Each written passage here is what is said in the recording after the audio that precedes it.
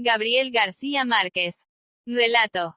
De un náufrago que estuvo 10 días a la deriva en una balsa sin comer ni beber, que fue proclamado héroe de la patria, besado por las reinas de la belleza y hecho rico por la publicidad, y luego aborrecido por el gobierno y olvidado para siempre.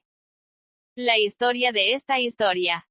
El 28 de febrero de 1955 se conoció la noticia de que 8 miembros de la tripulación del destructor Caldas, de la Marina de Guerra de Colombia, habían caído al agua y desaparecido a causa de una tormenta en el Mar Caribe. La nave viajaba desde Mobile, Estados Unidos, donde había sido sometida a reparaciones, hacia el puerto colombiano de Cartagena, a donde llegó sin retraso 2 horas después de la tragedia.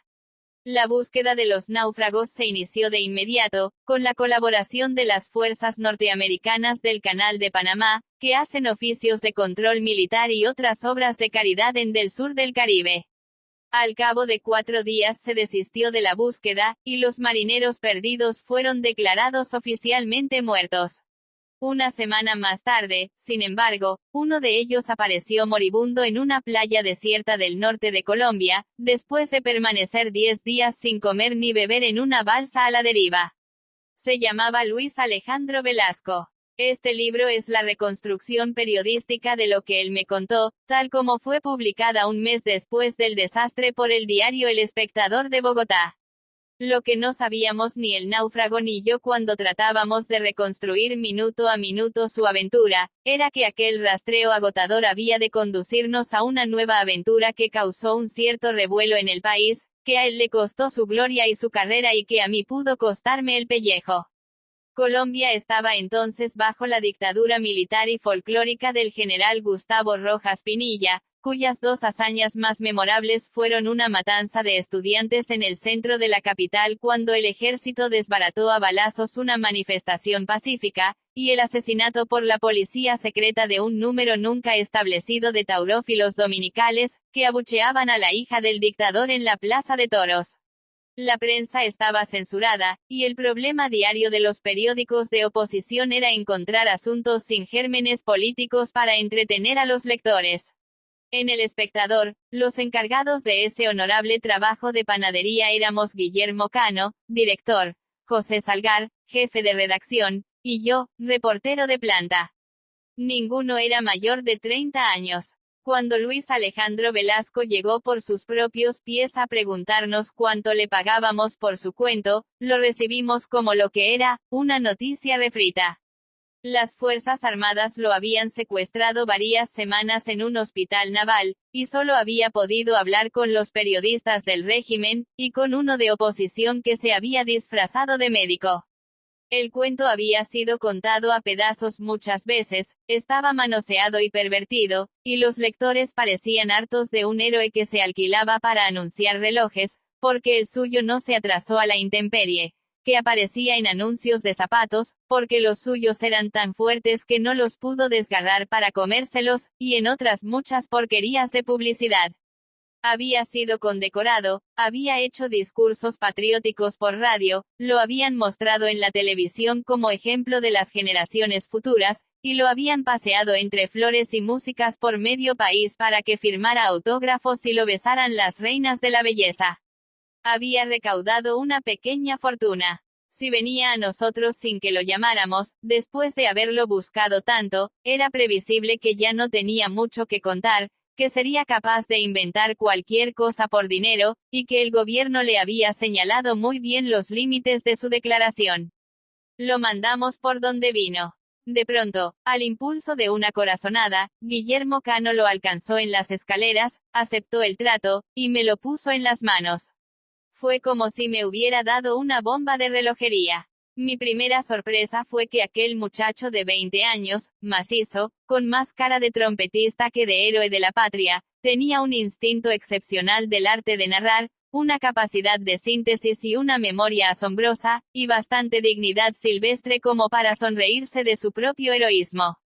En 20 sesiones de 6 horas diarias, durante las cuales yo tomaba notas y soltaba preguntas tramposas para detectar sus contradicciones, logramos reconstruir el relato compacto y verídico de sus 10 días en el mar.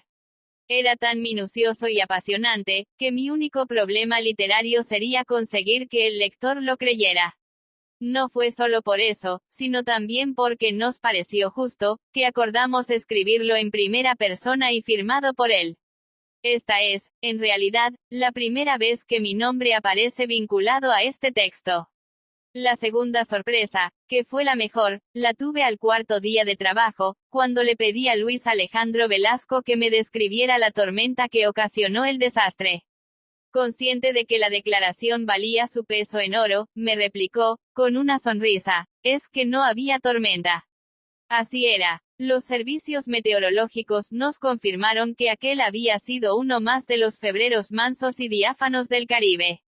La verdad, nunca publicada hasta entonces, era que la nave dio un bandazo por el viento en la mar gruesa, se soltó la carga mal estibada en cubierta, y los 8 marineros cayeron al mar.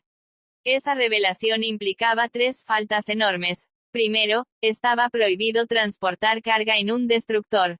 Segundo, fue a causa del sobrepeso que la nave no pudo maniobrar para rescatar a los náufragos, y tercero, era carga de contrabando, neveras, televisores, lavadoras. Estaba claro que el relato, como el destructor, llevaba también mal amarrada una carga política y moral que no habíamos previsto. La historia, dividida en episodios, se publicó en 14 días consecutivos. El propio gobierno celebró al principio la consagración literaria de su héroe. Luego, cuando se publicó La Verdad, habría sido una trastada política impedir que se continuara la serie. La circulación del periódico estaba casi doblada, y había frente al edificio una rebatiña de lectores que compraban los números atrasados para conservar la colección completa.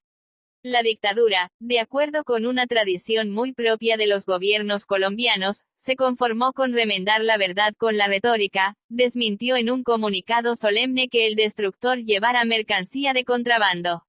Buscando el modo de sustentar nuestros cargos, le pedimos a Luis Alejandro Velasco la lista de sus compañeros de tripulación que tuvieran cámaras fotográficas. Aunque muchos pasaban vacaciones en distintos lugares del país, logramos encontrarlos para comprar las fotos que habían tomado durante el viaje. Una semana después de publicado en episodios, apareció el relato completo en un suplemento especial, ilustrado con las fotos compradas a los marineros. Al fondo de los grupos de amigos en alta mar, se veían sin la menor posibilidad de equívocos, inclusive con sus marcas de fábrica, las cajas de mercancía de contrabando.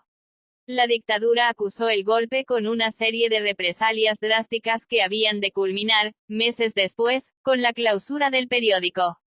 A pesar de las presiones, las amenazas y las más seductoras tentativas de soborno, Luis Alejandro Velasco no desmintió una línea del relato. Tuvo que abandonar la marina, que era el único trabajo que sabía hacer, y se desbarrancó en el olvido de la vida común. Antes de 2 años cayó la dictadura y Colombia quedó a merced de otros regímenes mejor vestidos pero no mucho más justos, mientras yo iniciaba en París este exilio errante y un poco nostálgico que tanto se parece también a una balsa a la deriva.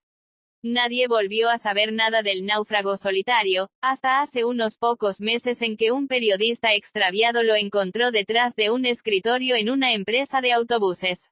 He visto esa foto. Ha aumentado de peso y de edad, y se nota que la vida le ha pasado por dentro, pero le ha dejado el aura serena del héroe que tuvo el valor de dinamitar su propia estatua. Yo no había vuelto a leer este relato desde hace 15 años. Me parece bastante digno para ser publicado, pero no acabo de comprender la utilidad de su publicación. Me deprime la idea de que a los editores no les interese tanto el mérito del texto como el nombre con que está firmado, que muy a mi pesar es el mismo de un escritor de moda. Si ahora se imprime en forma de libro es porque dije sí sin pensarlo muy bien, y no soy un hombre con 2 palabras. GGM. Barcelona, febrero 1970. Y ¿cómo eran mis compañeros muertos en el mar? El 22 de febrero se nos anunció que regresaríamos a Colombia. Teníamos 8 meses de estar en Mobile, Alabama, Estados Unidos, donde el ARC Caldas fue sometido a reparaciones electrónicas y de sus armamentos. Mientras reparaban el buque, los miembros de la tripulación recibíamos una instrucción especial. En los días de franquicia hacíamos lo que hacen todos los marineros en tierra. Íbamos al cine con la novia y nos reuníamos después en Joe Palooka, una taberna del puerto, donde tomábamos whisky y armábamos una bronca de vez en cuando. Mi novia se llamaba Mary Adress, la conocí 2 meses después de estar en Mobile, por intermedio de la novia de otro marino. Aunque tenía una gran facilidad para aprender el castellano, creo que Mary Adress no supo nunca por qué mis amigos le decían María Dirección. Cada vez que tenía franquicia la invitaba al cine, aunque ella prefería que la invitara a comer helados. Nos entendíamos en mi medio inglés y en su medio español, pero nos entendíamos siempre, en el cine o comiendo helados. Solo una vez no fui al cine con Mary, la noche que vimos El motín del Kane. A un grupo de mis compañeros le habían dicho que era una buena película sobre la vida en un barreminas. Por eso fuimos a verla. Pero lo mejor de la película no era el barreminas sino la tempestad. Todos estuvimos de acuerdo en que lo indicado en un caso como el de esa tempestad era modificar el rumbo del buque, como lo hicieron los amotinados. Pero ni yo ni ninguno de mis compañeros había estado nunca en una tempestad corno aquella, de manera que nada en la película nos impresionó tanto como la tempestad. Cuando regresamos a dormir, el marino Diego Velázquez, que estaba muy impresionado con la película, pensando que dentro de pocos días estaríamos en el mar, nos dijo, ¿qué tal si nos sucediese una cosa como esa? Confieso que yo también estaba impresionado. En 8 meses había perdido la costumbre del mar. No sentía miedo, pues el instructor nos había enseñado a defendernos en un naufragio. Sin embargo, no era normal la inquietud que sentía aquella noche en que vimos El motín del Kane. No quiero decir que desde ese instante empecé a presentir la catástrofe. Pero la verdad es que nunca había sentido tanto temor frente a la proximidad de un viaje. En Bogotá, cuando era niño y veía las ilustraciones de los libros, nunca se me ocurrió que alguien pudiera encontrar la muerte en el mar. Por el contrario, pensaba en él con mucha confianza. Y desde cuando ingresé en la Marina, hace casi 12 años, no había sentido nunca ningún trastorno durante el viaje. Pero no me avergüenzo de confesar que sentí algo muy parecido al miedo después que vi El motín del Kane. Tendido boca arriba en mi litera, la más alta de todas, pensaba en mi familia y en la travesía que debíamos efectuar antes de llegar a Cartagena. No podía dormir. Con la cabeza apoyada en las manos oía el suave batir del agua contra el muelle, y la respiración tranquila de los 40 marinos que dormían en el mismo salón. Debajo de mi litera, el marinero primero Luis Rengifo roncaba como un trombón. No sé qué soñaba, pero seguramente no habría podido dormir tan tranquilo si hubiera sabido que 8 días después estaría muerto en el fondo del mar. La inquietud me duró toda la semana. El día del viaje se aproximaba con alarmante rapidez y yo trataba de infundirme seguridad en la conversación con mis compañeros. El ARC Caldas estaba listo para partir. Durante esos días se hablaba con más insistencia de nuestras familias, de Colombia y de nuestros proyectos para el regreso. Poco a poco se iba cargando el buque con regalos que traíamos a nuestras casas. Radios, neveras, lavadoras y estufas, especialmente. Yo traía una radio. Ante la proximidad de la fecha de partida, sin poder deshacerme de mis preocupaciones, tomé una determinación: tan pronto como llegara a Cartagena abandonaría la Marina.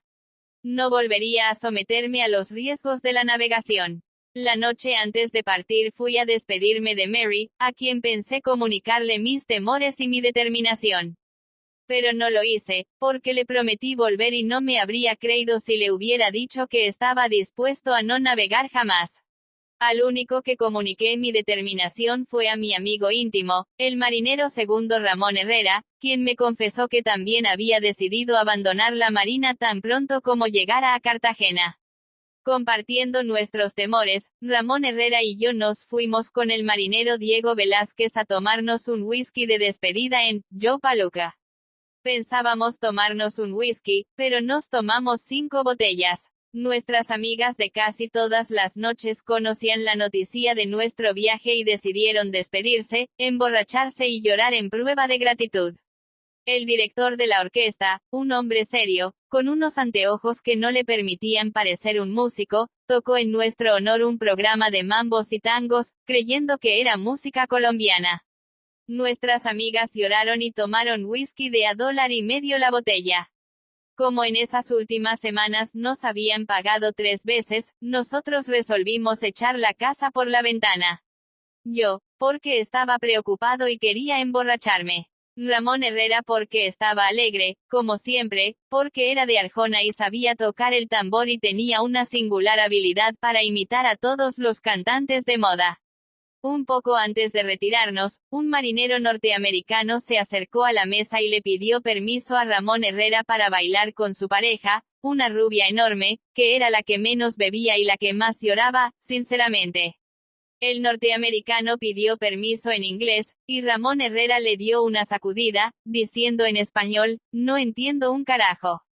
Fue una de las mejores broncas de Mobile, con sillas rotas en la cabeza, radiopatrullas y policías. Ramón Herrera, que logró ponerle 2 buenos pescozones al norteamericano, regresó al buque a la 1 de la madrugada, imitando a Daniel Santos.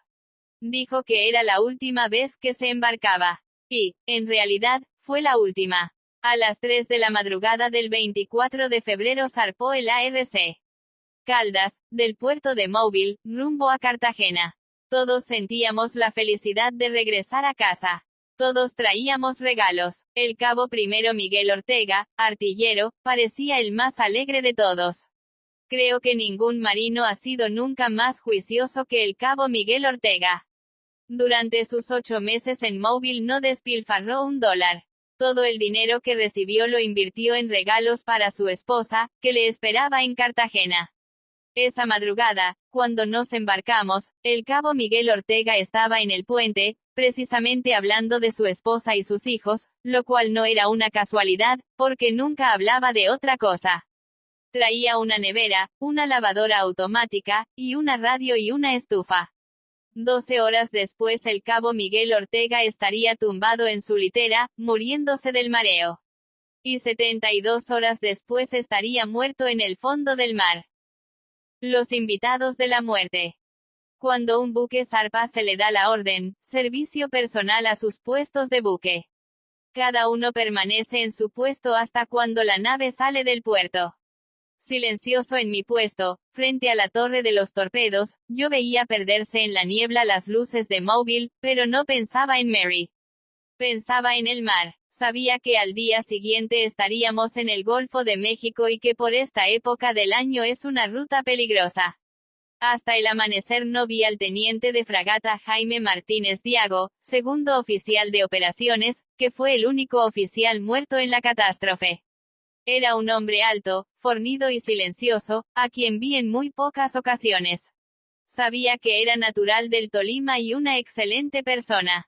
En cambio, esa madrugada vi al suboficial primero Julio Amador Caraballo, segundo contramaestre, alto y bien plantado, que pasó junto a mí, contempló por un instante las últimas luces de Mobile y se dirigió a su puesto. Creo que fue la última vez que lo vi en el buque. Ninguno de los tripulantes del Caldas manifestaba su alegría del regreso más estrepitosamente que el suboficial Elías Sabogal, jefe de maquinistas. Era un lobo de mar. Pequeño, de piel curtida, robusto y conversador. Tenía alrededor de 40 años y creo que la mayoría de ellos los pasó conversando. El suboficial Sabogal tenía motivos para estar más contento que nadie. En Cartagena lo esperaban su esposa y sus 6 hijos. Pero solo conocía 5. El menor había nacido mientras nos encontrábamos en Mobile. Hasta el amanecer el viaje fue perfectamente tranquilo. En una hora me había acostumbrado nuevamente a la navegación. Las luces de Mobile se perdían en la distancia entre la niebla de un día tranquilo y por el oriente se veía el sol, que empezaba a levantarse. Ahora no me sentía inquieto, sino fatigado. No había dormido en toda la noche. Tenía sed, y un mal recuerdo del whisky. A las 6 de la mañana salimos del puerto. Entonces se dio la orden, servicio personal, retirarse. guardias de mar, a sus puestos. Tan pronto como oí la orden me dirigí al dormitorio. Debajo de mi litera, sentado, estaba Luis Rengifo, frotándose los ojitos para acabar de despertar. ¿Por dónde vamos?, me preguntó Luis Rengifo. Le dije que acabábamos de salir del puerto. Luego subí a mi litera y traté de dormir. Luis Rengifo era un marino completo. Había nacido en Chocó, lejos del mar, pero llevaba el mar en la sangre. Cuando él, Caldas, entró en reparación en Mobile, Luis Rengifo no formaba parte de su tripulación. Se encontraba en Washington, haciendo un curso de armería. Era serio, estudioso y hablaba el inglés tan correctamente como el castellano. El 15 de marzo se graduó de ingeniero civil en Washington. Allí se casó, con una dama dominicana, en 1952. Cuando el destructor, Caldas, fue reparado, Luis Rengifo viajó de Washington y fue incorporado a la tripulación. Me había dicho, pocos días antes de salir de Mobile, que lo primero que haría al llegar a Colombia sería adelantar las gestiones para trasladar a su esposa a Cartagena.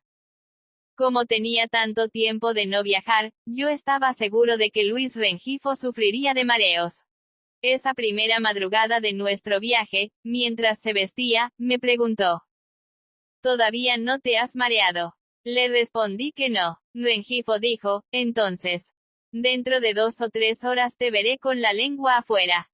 Así te veré yo a ti, le dije. Y él respondió: el día que yo me marry, ese día se marea el mar. Acostado en mi litera, tratando de conciliar el sueño, yo volví a acordarme de la tempestad. Renacieron mis temores de la noche anterior. Otra vez preocupado, me volví hacia donde Luis Rengifo acababa de vestirse y le dije: ten cuidado. No vaya y sea que la lengua te castigue. 2. Mis últimos minutos a bordo del barco Lobo. Ya estamos en el Golfo, me dijo uno de mis compañeros cuando me levanté a almorzar, el 26 de febrero.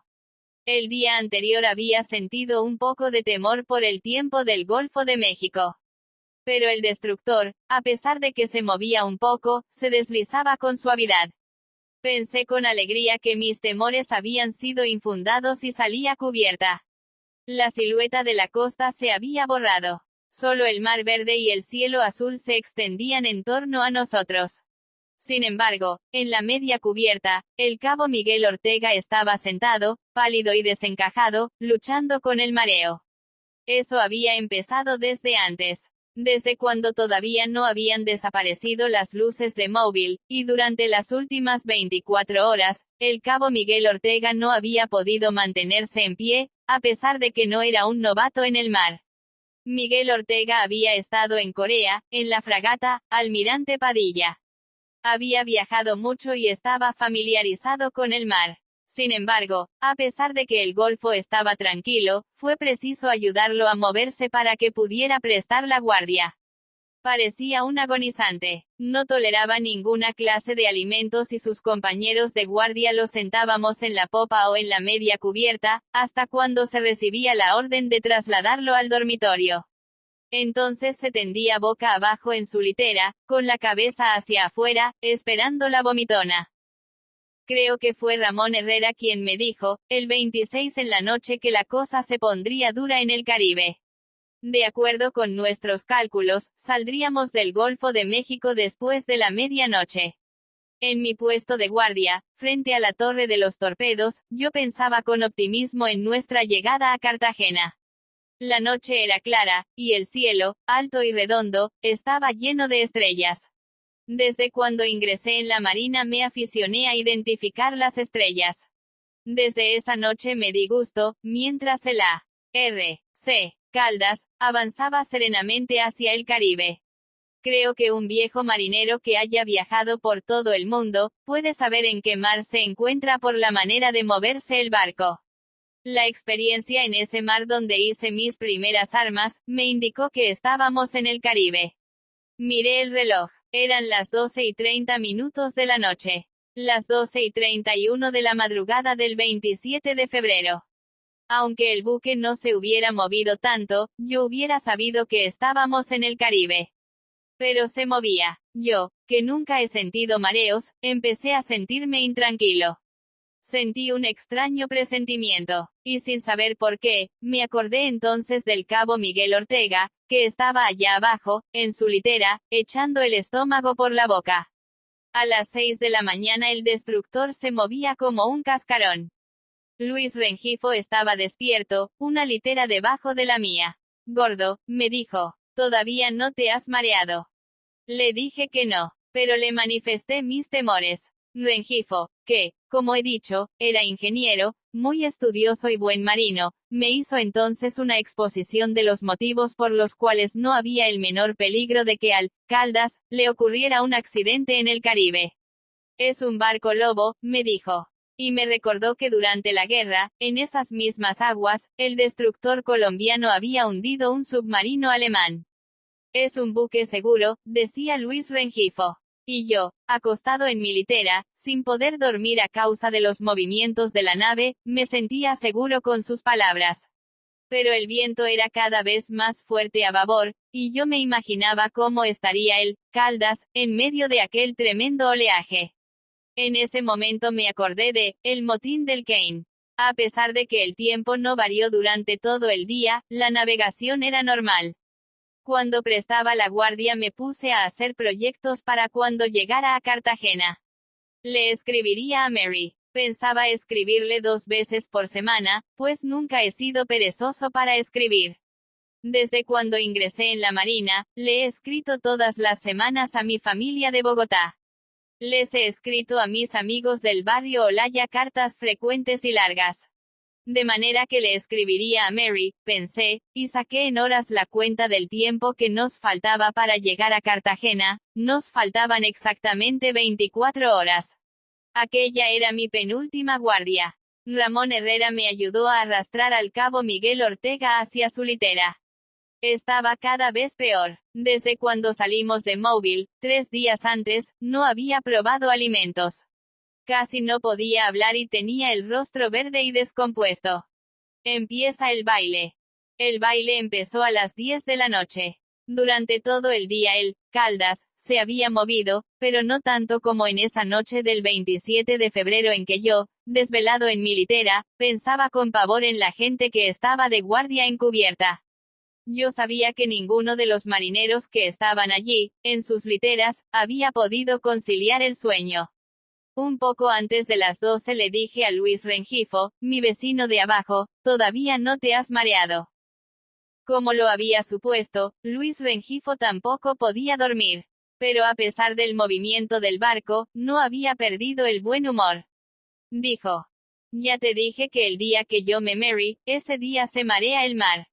Era una frase que repetía con frecuencia. Pero esa noche casi no tuvo tiempo de terminarla. He dicho que sentía inquietud. He dicho que sentía algo muy parecido al miedo. Pero no me cabe la menor duda de lo que sentía la medianoche del 27, cuando a través de los altoparlantes se dio una orden general, todo el personal pasarse al lado de babor. Yo sabía lo que significaba esa orden. El barco estaba escorando peligrosamente a estribor y se trataba de equilibrarlo con nuestro peso. Por primera vez, en 2 años de navegación, tuve un verdadero miedo del mar. El viento silbaba, allá arriba, donde el personal de cubierta debía estar empapado y tiritando. Tan pronto como oí la orden salté de la tarima.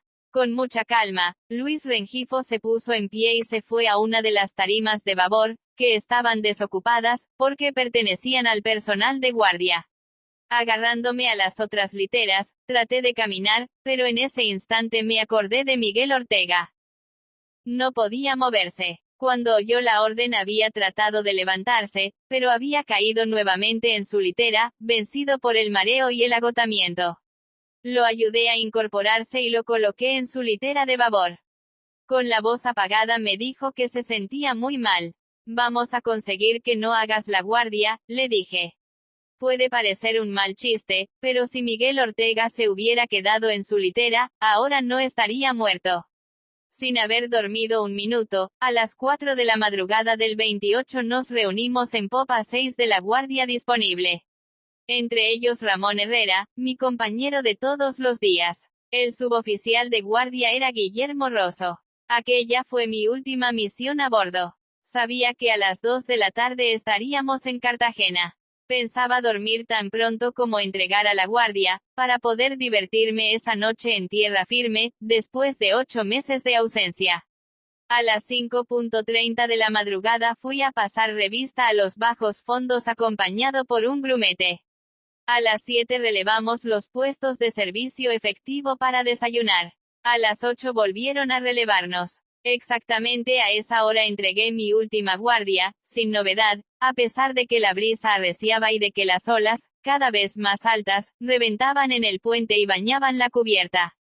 En popa estaba Ramón Herrera. Allí estaba también, como salvavidas de guardia, Luis Rengifo, con los auriculares puestos.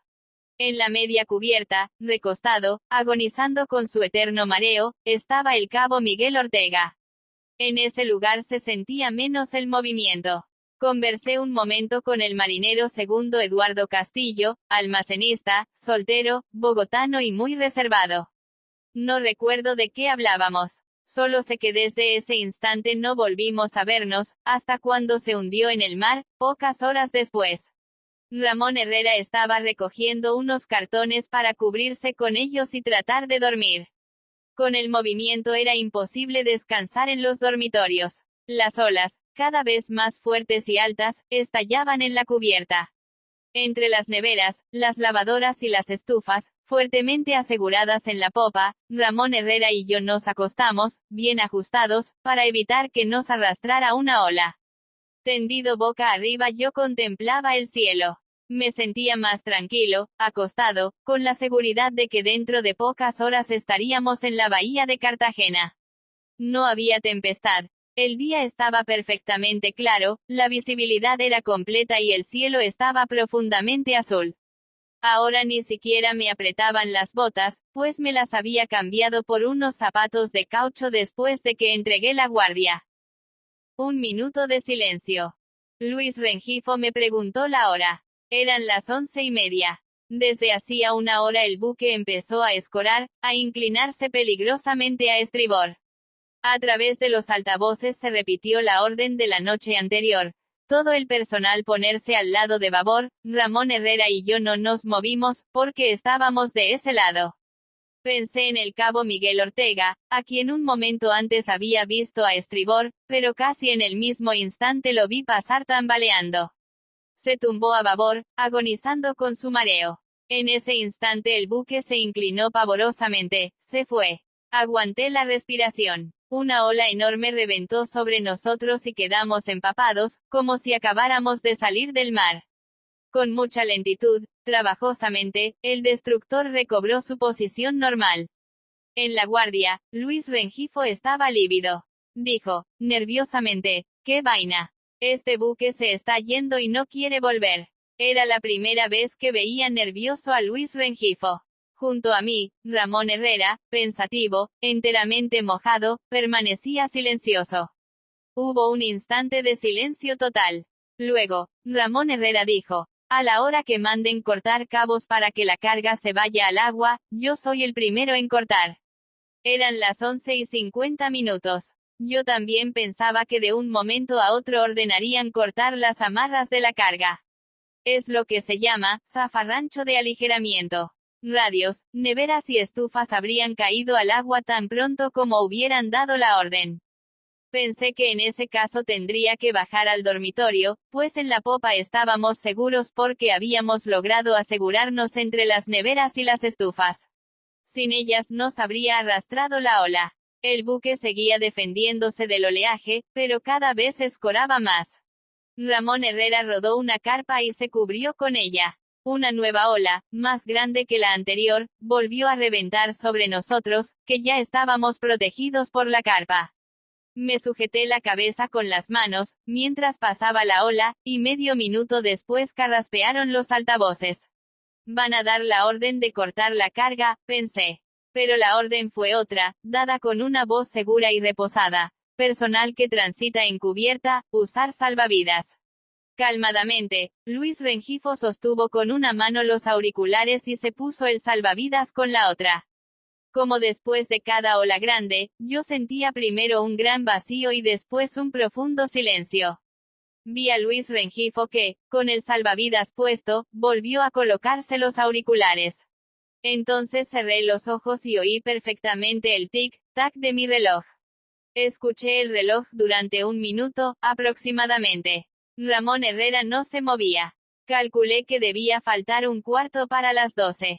2 horas para llegar a Cartagena. El buque pareció suspendido en el aire un segundo. Saqué la mano para mirar la hora, pero en ese instante no vi el brazo, ni la mano, ni el reloj.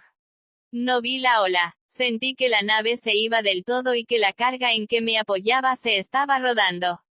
Me puse en pie, en una fracción de segundo, y el agua me llegaba al cuello. Con los ojos desorbitados, verde y silencioso, vi a Luis Rengifo que trataba de sobresalir, sosteniendo los auriculares en alto. Entonces el agua me cubrió por completo y empecé a nadar hacia arriba. Tratando de salir a flote, nadé hacia arriba por espacio de 1, 2, 3 segundos. Seguí nadando hacia arriba. Me faltaba aire. Me asfixiaba. Traté de amarrarme a la carga, pero ya la carga no estaba allí. Ya no había nada alrededor. Cuando salí a flote no vi en torno mío nada distinto del mar. Un segundo después, como a 100 metros de distancia, el buque surgió de entre las olas, chorreando agua por todos lados, como un submarino. Solo entonces me di cuenta de que había caído al agua, un compañero en la balsa. Casi a las 2 me sentí completamente agotado. Crucé los remos y traté de dormir. En ese momento había aumentado la sed. El hambre no me molestaba. Me molestaba la sed. Me sentí tan cansado que apoyé la cabeza en el remo y me dispuse a morir. Entonces fue cuando vi, sentado en la cubierta del destructor al marinero Jaime Manjarrés, que me mostraba con el índice la dirección del puerto. Jaime Manjarrés, bogotano, es uno de mis amigos más antiguos en la Marina. Con frecuencia pensaba en los compañeros que trataron de abordar la balsa. Me preguntaba si habrían alcanzado la otra balsa, si el destructor los había recogido o si los habían localizado los aviones.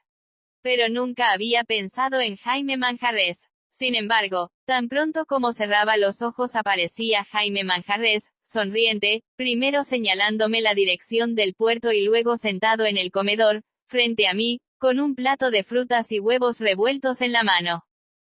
Al principio fue un sueño. Cerraba los ojos, dormía durante breves minutos y aparecía siempre, puntual y en la misma posición, Jaime Manjarrés. Por fin decidí hablarle. No recuerdo qué le pregunté en esa primera ocasión. No recuerdo tampoco qué me respondió. Pero sé que estábamos conversando en la cubierta y de pronto vino el golpe de la ola fatal de las 11:55, y desperté sobresaltado, agarrándome con todas mis fuerzas al enjaretado para no caer al mar. Pero antes del amanecer se oscureció el cielo. No pude dormir más porque me sentía agotado, incluso para dormir. En medio de las tinieblas dejé de ver el otro extremo de la balsa. Pero seguí mirando hacia la oscuridad, tratando de penetrarla. Entonces fue cuando vi perfectamente, en el extremo de la borda, a Jaime Manjarrés, sentado, con su uniforme de trabajo, pantalón y camisa azules, y la gorra ligeramente inclinada sobre la oreja derecha, en la que se leía claramente, a pesar de la oscuridad, A. R. C. Caldas. Hola, le dije sin sobresaltarme. Seguro de que Jaime Manjarrés estaba allí. Seguro de que allí había estado siempre. Si esto hubiera sido un sueño no tendría ninguna importancia. Sé que estaba completamente despierto, completamente lúcido, y que oía el silbido del viento y el ruido del mar sobre mi cabeza. Sentía el hambre y la sed. Y no me cabía la menor duda de que Jaime Manjarrés viajaba conmigo en la balsa. ¿Por qué no tomaste bastante agua en el buque?, me preguntó. Porque estábamos llegando a Cartagena, le respondí, estaba acostado en la popa con Ramón Herrera. No era una aparición. Yo no sentía miedo. Me parecía una tontería que antes me hubiera sentido solo en la balsa, sin saber que otro marinero estaba conmigo. ¿Por qué no comiste?, me preguntó Jaime Manjarrés. Recuerdo perfectamente que le dije, porque no quisieron darme comida. Pedí manzanas y helados y no quisieron dármelos. No sé dónde los tenían escondidos.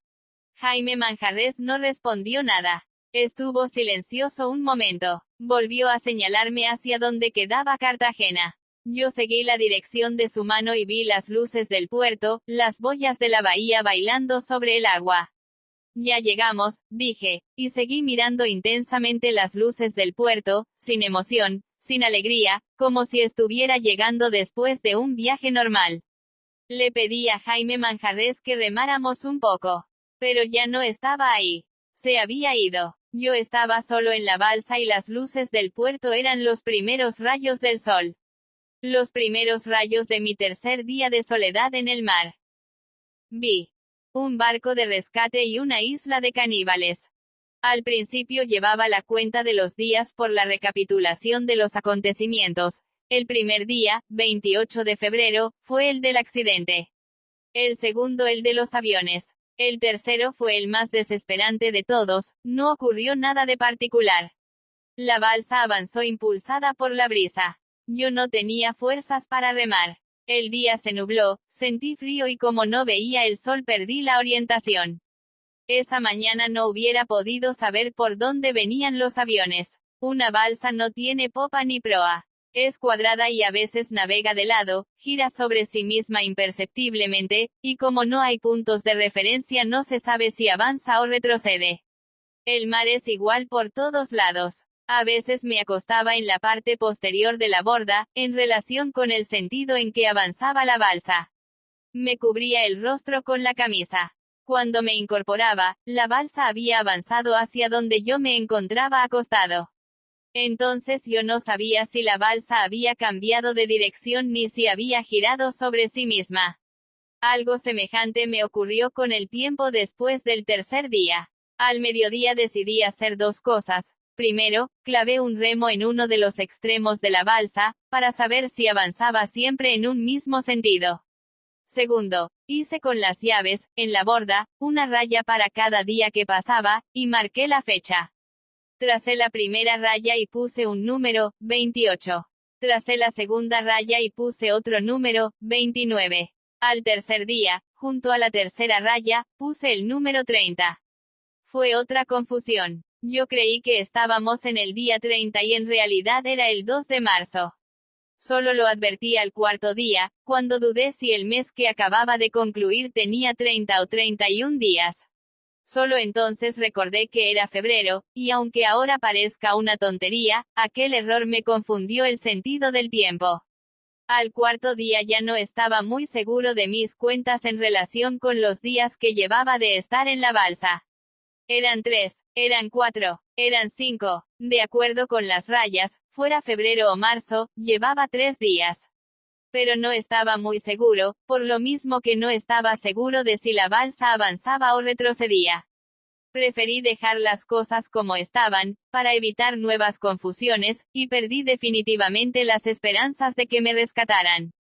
Aún no había comido ni bebido. Ya no quería pensar, me costaba trabajo organizar las ideas. La piel, abrasada por el sol, me ardía terriblemente, llena de ampollas. En la base naval el instructor nos había advertido que debía procurarse a toda costa no exponer los pulmones a los rayos del sol. Esa era una de mis preocupaciones. Me había quitado primera camisa, siempre mojada, y me la había amarrado a la cintura, pues me molestaba su contacto en la piel. Como llevaba 4 días de sed y ya me era materialmente imposible respirar y sentía un dolor profundo en la garganta, en el pecho y debajo de las clavículas, al cuarto día tomé un poco de agua salada. Esa agua no calma la sed, pero refresca. Había demorado tanto tiempo en tomarla porque sabía que la segunda vez debía tomar menos cantidad, y solo cuando hubieran transcurrido muchas horas. Todos los días, con asombrosa puntualidad, los tiburones llegaban a las 5. Había entonces un festín en torno a la balsa. Peces enormes saltaban fuera del agua y pocos momentos después resurgían destrozados. Los tiburones, enloquecidos, se precipitaban sordamente contra la superficie sanguinolenta. Todavía no habían tratado de romper la balsa, pero se sentían atraídos por ella porque era de color blanco. Todo el mundo sabe que los tiburones atacan de preferencia los objetos blancos. El tiburón es miope, de manera que solo puede ver las cosas blancas o brillantes. Esa era otra recomendación del instructor. Hay que esconder las cosas brillantes para no llamar la atención de los tiburones. Yo no llevaba cosas brillantes. Hasta el cuadrante de mi reloj es oscuro. Pero me habría sentido tranquilo si hubiera tenido cosas blancas para arrojar al agua, lejos de la balsa, en caso de que los tiburones hubieran tratado de saltar por la borda. Por si acaso, desde el cuarto día estuve siempre con el remo listo para defenderme, después de las 5 de la tarde. Barco a la vista. Durante la noche cruzaba un remo en la balsa y trataba de dormir. No sé si eso ocurriría solamente cuando estaba dormido o también, cuando estaba despierto, pero todas las noches veía a Jaime Manjarres. Conversábamos breves minutos, sobre cualquier cosa, y luego desaparecía. Ya me había acostumbrado a sus visitas. Cuando salía el sol me imaginaba que eran alucinaciones. Pero de noche no me cabía la menor duda de que Jaime Manjarres estaba allí, en la borda, conversando conmigo. Él también trataba de dormir, en la madrugada del quinto día. Cabeceaba en silencio, recostado en el otro remo. De pronto se puso a escrutar el mar. Me dijo: «Mira». Yo levanté la vista. Como a 30 kilómetros de la balsa, avanzando en el mismo sentido de la brisa, vi las intermitentes pero inconfundibles luces de un barco. Hacía horas que no me sentía con fuerzas para remar. Pero al ver las luces me incorporé en la balsa, sujeté fuertemente los remos y traté de dirigirme hacia el barco.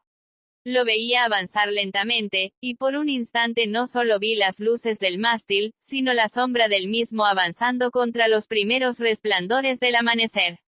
La brisa me ofrecía una fuerte resistencia. A pesar de que remé con desesperación, con una fuerza que no me pertenecía después de más de 4 días sin comer ni dormir, creo que no logré desviar la balsa ni un metro de la dirección que le imprimía la brisa. Las luces eran cada vez más lejanas, empecé a sudar.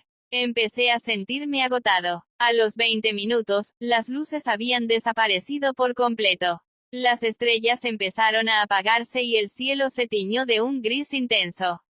Desolado en medio del mar, solté los remos, me puse de pie, azotado por el helado viento de la madrugada, y durante breves minutos estuve gritando como un loco.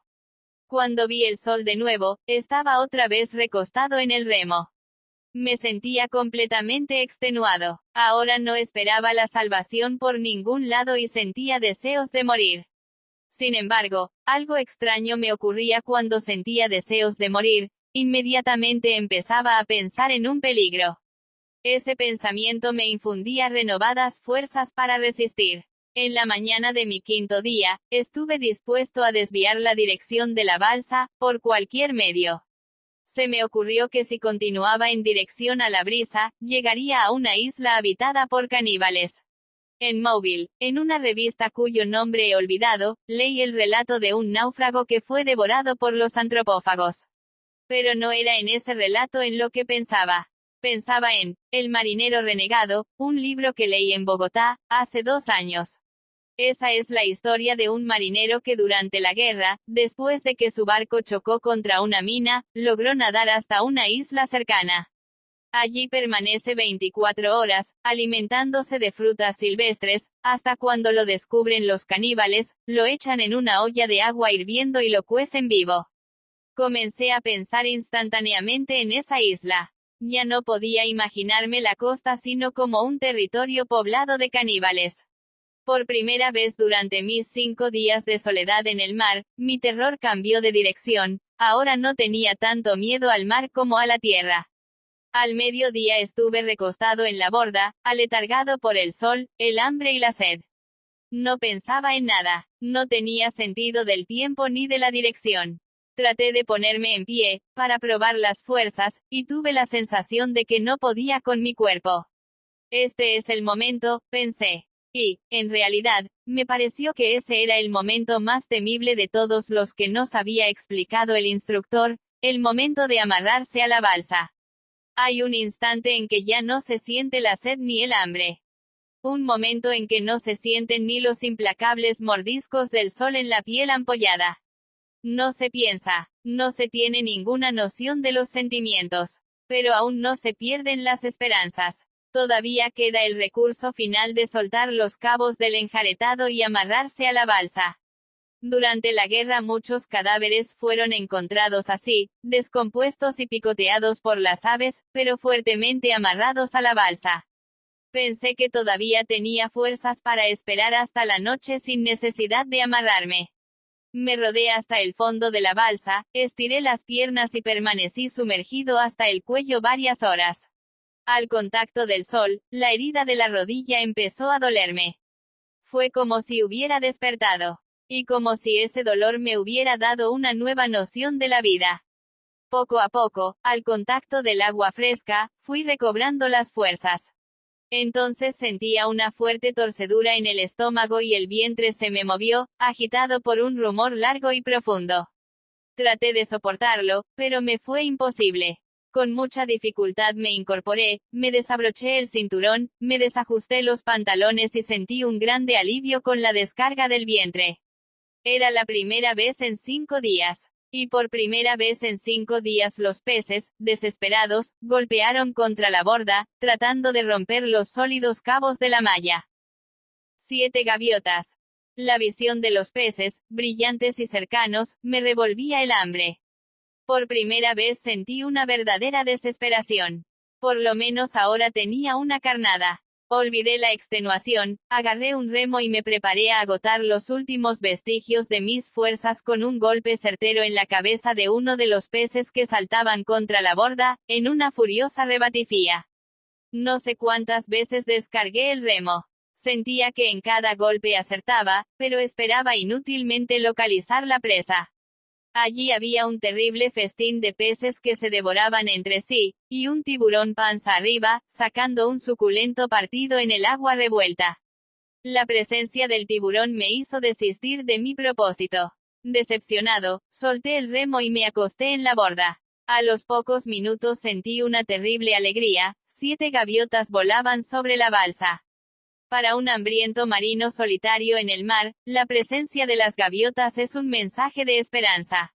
De ordinario, una bandada de gaviotas acompaña a los barcos, pero solo hasta el segundo día de navegación. 7 gaviotas sobre la balsa significaban la proximidad de la tierra. Si hubiera tenido fuerzas me habría puesto a remar. Pero estaba extenuado. Apenas si podía sostenerme unos pocos minutos en pie. Convencido de que estaba a menos de 2 días de navegación, de que me estaba aproximando a la tierra, tomé otro poco de agua en la cuenca de la mano y volví a acostarme en la borda, de cara al cielo, para que el sol no me diera en los pulmones. No me cubrí el rostro con la camisa porque quería seguir viendo las gaviotas que volaban lentamente, en ángulo agudo, internándose en el mar. Era la 1 de la tarde de mi 5.º día en el mar. No sé en qué momento llegó. Yo estaba acostado en la balsa, como a las 5 de la tarde, y me disponía a descender al interior antes de que llegaran los tiburones. Pero entonces vi una pequeña gaviota, como del tamaño de mi mano, que volaba en torno a la balsa y se paraba por breves minutos en el otro extremo de la borda. La boca se me llenó de una saliva helada. No tenía cómo capturar aquella gaviota. Ningún instrumento, salvo mis manos y mi astucia, agudizada por el hambre. Las otras gaviotas habían desaparecido. Solo quedaba esa pequeña, color café, de plumas brillantes, que daba saltos en la borda. Permanecí absolutamente inmóvil. Me parecía sentir por mi hombro el filo de la aleta del tiburón puntual que desde las 5 debía de estar allí. Pero decidí correr el riesgo. Ni siquiera me atrevía a mirar la gaviota, para que no advirtiera el movimiento de mi cabeza. La vi pasar, muy baja, por encima de mi cuerpo. La vi alejarse, desaparecer en el cielo. Pero yo no perdí la esperanza. No se me ocurría cómo iba a despedazarla. Sabía que tenía hambre y que si permanecía completamente inmóvil la gaviota se pasearía al alcance de mi mano. Esperé más de media hora, creo. La vi aparecer y desaparecer varias veces. Hubo un momento en que sentí, junto a mi cabeza, el aletazo del tiburón, despedazando un pez. Pero en lugar de miedo sentí más hambre. La gaviota saltaba por la borda. Era el atardecer de mi 5.º día en el mar. 5 días sin comer. A pesar de mi emoción, a pesar de que el corazón me golpeaba dentro del pecho, permanecí inmóvil, como un muerto, mientras sentía acercarse la gaviota. Yo estaba estirado en la borda, con las manos en los muslos. Estoy seguro de que durante media hora ni siquiera me atreví a parpadear. El cielo se ponía brillante y me maltrataba la vista, pero no me atrevía a cerrar los ojos en aquel momento de tensión. La gaviota estaba picoteándome los zapatos. Había transcurrido una larga e intensa media hora, cuando sentí que la gaviota se me paró en la pierna. Suavemente me picoteó el pantalón. Yo seguía absolutamente inmóvil cuando me dio un picotazo seco y fuerte en la rodilla. Estuve a punto de saltar a causa de la herida, pero logré soportar el dolor. Luego, se rodó hasta mi muslo derecho, a 5 o 6 centímetros de mi mano. Entonces corté la respiración e imperceptiblemente, con una tensión desesperada, empecé a deslizar la mano. 7. Los desesperados recursos de un hambriento. Si uno se acuesta en una plaza con la esperanza de capturar una gaviota, puede estarse allí toda la vida sin lograrlo. Pero a 100 millas de la costa es distinto. Las gaviotas tienen afinado el instinto de conservación en tierra firme. En el mar son animales confiados. Yo estaba tan inmóvil que probablemente aquella gaviota pequeña y juguetona que se posó en mi muslo, creyó que estaba muerto. Yo la estaba viendo en mi muslo. Me picoteaba el pantalón, pero no me hacía daño. Seguí deslizando la mano, bruscamente, en el instante preciso en que la gaviota se dio cuenta del peligro y trató de levantar el vuelo, la agarré por un ala, salté al interior de la balsa y me dispuse a devorarla. Cuando esperaba que se posara en mi muslo, estaba seguro de que si llegaba a capturarla me la comería viva, sin quitarle las plumas. Estaba hambriento y la misma idea de la sangre del animal me exaltaba la sed. Pero cuando ya la tuve entre las manos, cuando sentí la palpitación de su cuerpo caliente, cuando vi sus redondos y brillantes ojos pardos, tuve un momento de vacilación. Cierta vez estaba yo encubierta con una carabina, tratando de cazar una de las gaviotas que seguían al barco. El jefe de armas del destructor, un marinero experimentado, me dijo: «No seas infame. La gaviota para el marinero es como ver tierra. No es digno de un marino matar una gaviota». Yo me acordaba de aquel momento, de las palabras del jefe de armas, cuando estaba en la balsa con la gaviota capturada, dispuesto a darle muerte y desprezarla. A pesar de que llevaba 5 días sin comer, las palabras del jefe de armas resonaban en mis oídos, como si las estuviera oyendo. Pero en aquel momento el hambre era más fuerte que todo. Le agarré fuertemente la cabeza al animal y empecé a torcerle el pescuezo, como a una gallina. Era demasiado frágil. A la primera vuelta sentí que se le destrozaron los huesos del cuello. A la segunda vuelta sentí su sangre, viva y caliente, chorreándome por entre los dedos. Tuve lástima. Aquello parecía un asesinato. La cabeza, aún palpitante, se desprendió del cuerpo y quedó latiendo en mi mano. El chorro de sangre en la balsa soliviantó a los peces. La blanca y brillante panza de un tiburón pasó rozando la borda. En ese instante, un tiburón, enloquecido por el olor de la sangre, puede cortar de un mordisco una lámina de acero. Como sus mandíbulas están colocadas debajo del cuerpo, tiene que voltearse para comer. Pero como es miope y voraz, cuando se voltea panza arriba arrastra todo lo que encuentra a su paso. Tengo la impresión de que en ese momento el tiburón trató de embestir la balsa. Aterrorizado, le eché la cabeza de la gaviota y vi, a pocos centímetros de la borda, la tremenda rebatiña de aquellos animales enormes que se disputaban una cabeza de gaviota, más pequeña que un huevo. Lo primero que traté de hacer fue desplumarla. Era excesivamente liviana y los huesos tan frágiles que podían despedazarse con los dedos. Trataba de arrancarle las plumas, pero estaban adheridas a la piel, delicada y blanca, de tal modo que la carne se desprendía con las plumas ensangrentadas. La sustancia negra y viscosa en los dedos me produjo una sensación de repugnancia. Es fácil decir que después de 5 días de hambre uno es capaz de comer cualquier cosa.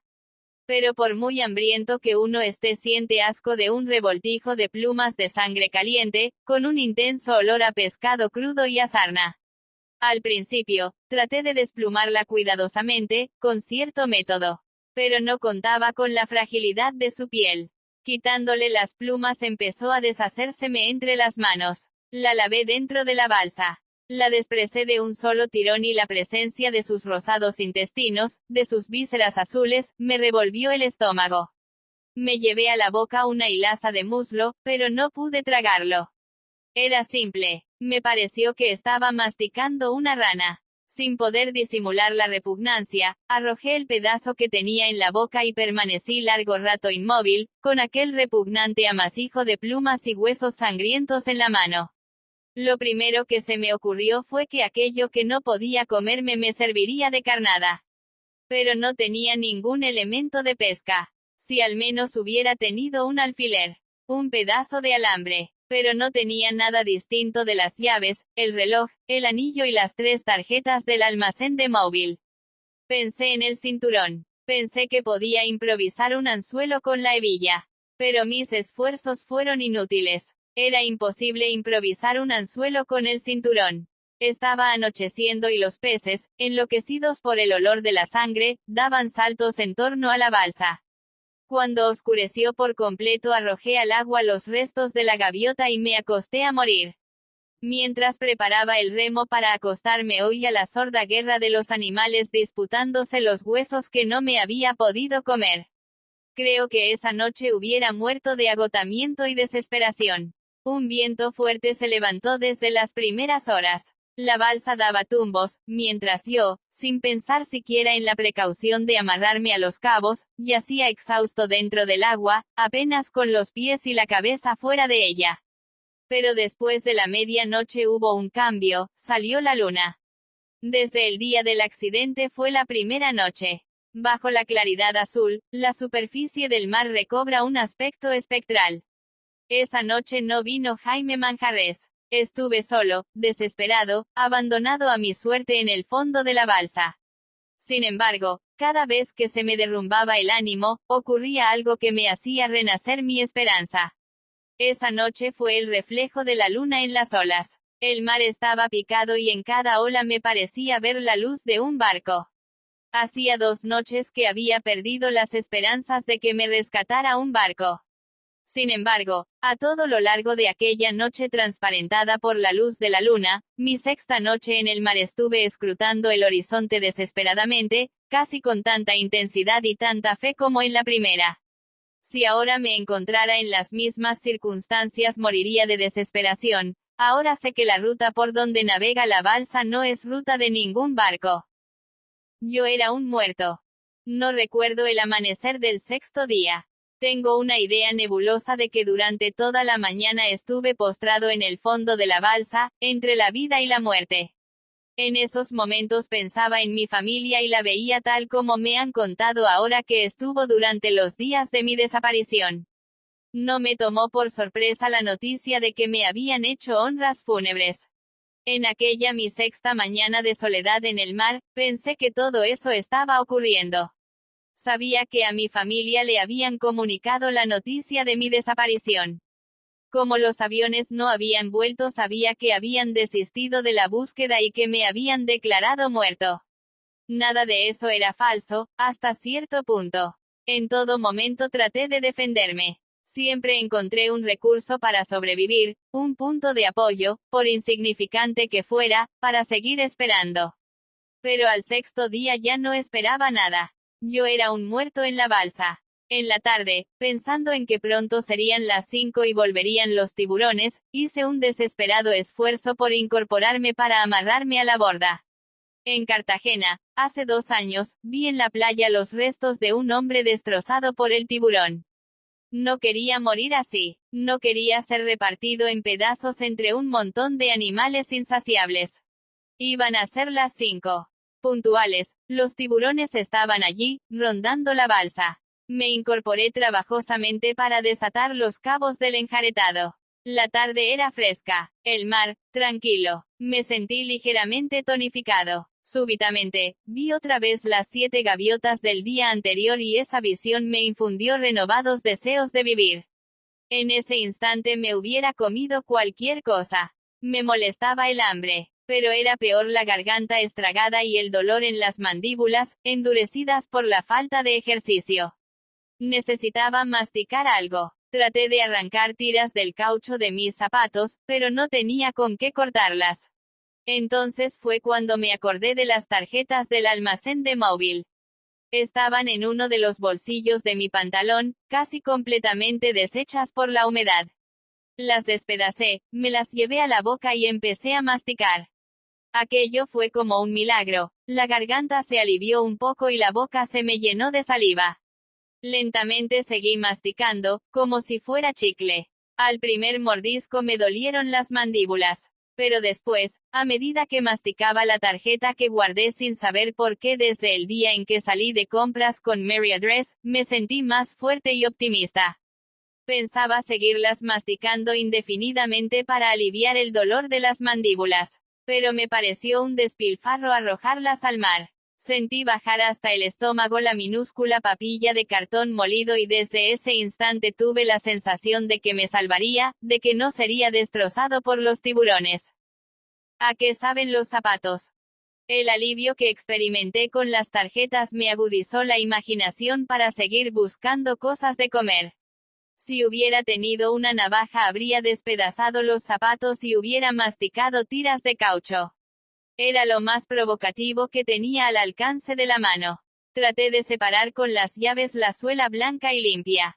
Pero los esfuerzos fueron inútiles. Era imposible arrancar una tira de ese caucho sólidamente fundido a la tela. Desesperadamente, mordí el cinturón hasta cuando me dolieron los dientes. No pude arrancar ni un bocado. En ese momento debí parecer una fiera, tratando de arrancar con los dientes pedazos de zapatos, del cinturón y la camisa. Ya al anochecer, me quité la ropa, completamente empapada. Quedé en pantaloncillos. No sé si atribuírselo a las tarjetas, pero casi inmediatamente después estaba durmiendo. En mi 7ª noche, acaso porque ya estaba acostumbrado a la incomodidad de la balsa, acaso porque estaba agotado después de 7 noches de vigilia, dormí profundamente durante largas horas. A veces me despertaba la ola, daba un salto, alarmado, sintiendo que la fuerza del golpe me arrastraba al agua. Pero inmediatamente después recobraba el sueño. Por fin amaneció mi 7º día en el mar. No sé por qué estaba seguro de que no sería el último. El mar estaba tranquilo y nublado, y cuando el sol salió, como a las 8 de la mañana, me sentía reconfortado por el buen sueño de la noche reciente. Contra el cielo plomizo y bajo pasaron sobre la balsa las 7 gaviotas. 2 días antes había sentido una gran alegría con la presencia de las 7 gaviotas. Pero cuando las vi por tercera vez, después de haberlas visto durante 2 días consecutivos, sentí renacer el terror. Son 7 gaviotas perdidas, pensé. Lo pensé con desesperación. Todo marino sabe que a veces una bandada de gaviotas se pierde en el mar y vuela sin dirección durante varios días, hasta cuando siguen un barco que les indica la dirección del puerto. Tal vez aquellas gaviotas que había visto durante 3 días eran las mismas todos los días, perdidas en el mar. Eso significaba que cada vez mi balsa se encontraba a mayor distancia de la tierra. 8. Mi lucha con los tiburones por un pescado. La idea de que en lugar de acercarme a la costa me había estado internando en el mar durante 7 días me derrumbó la resolución de seguir luchando.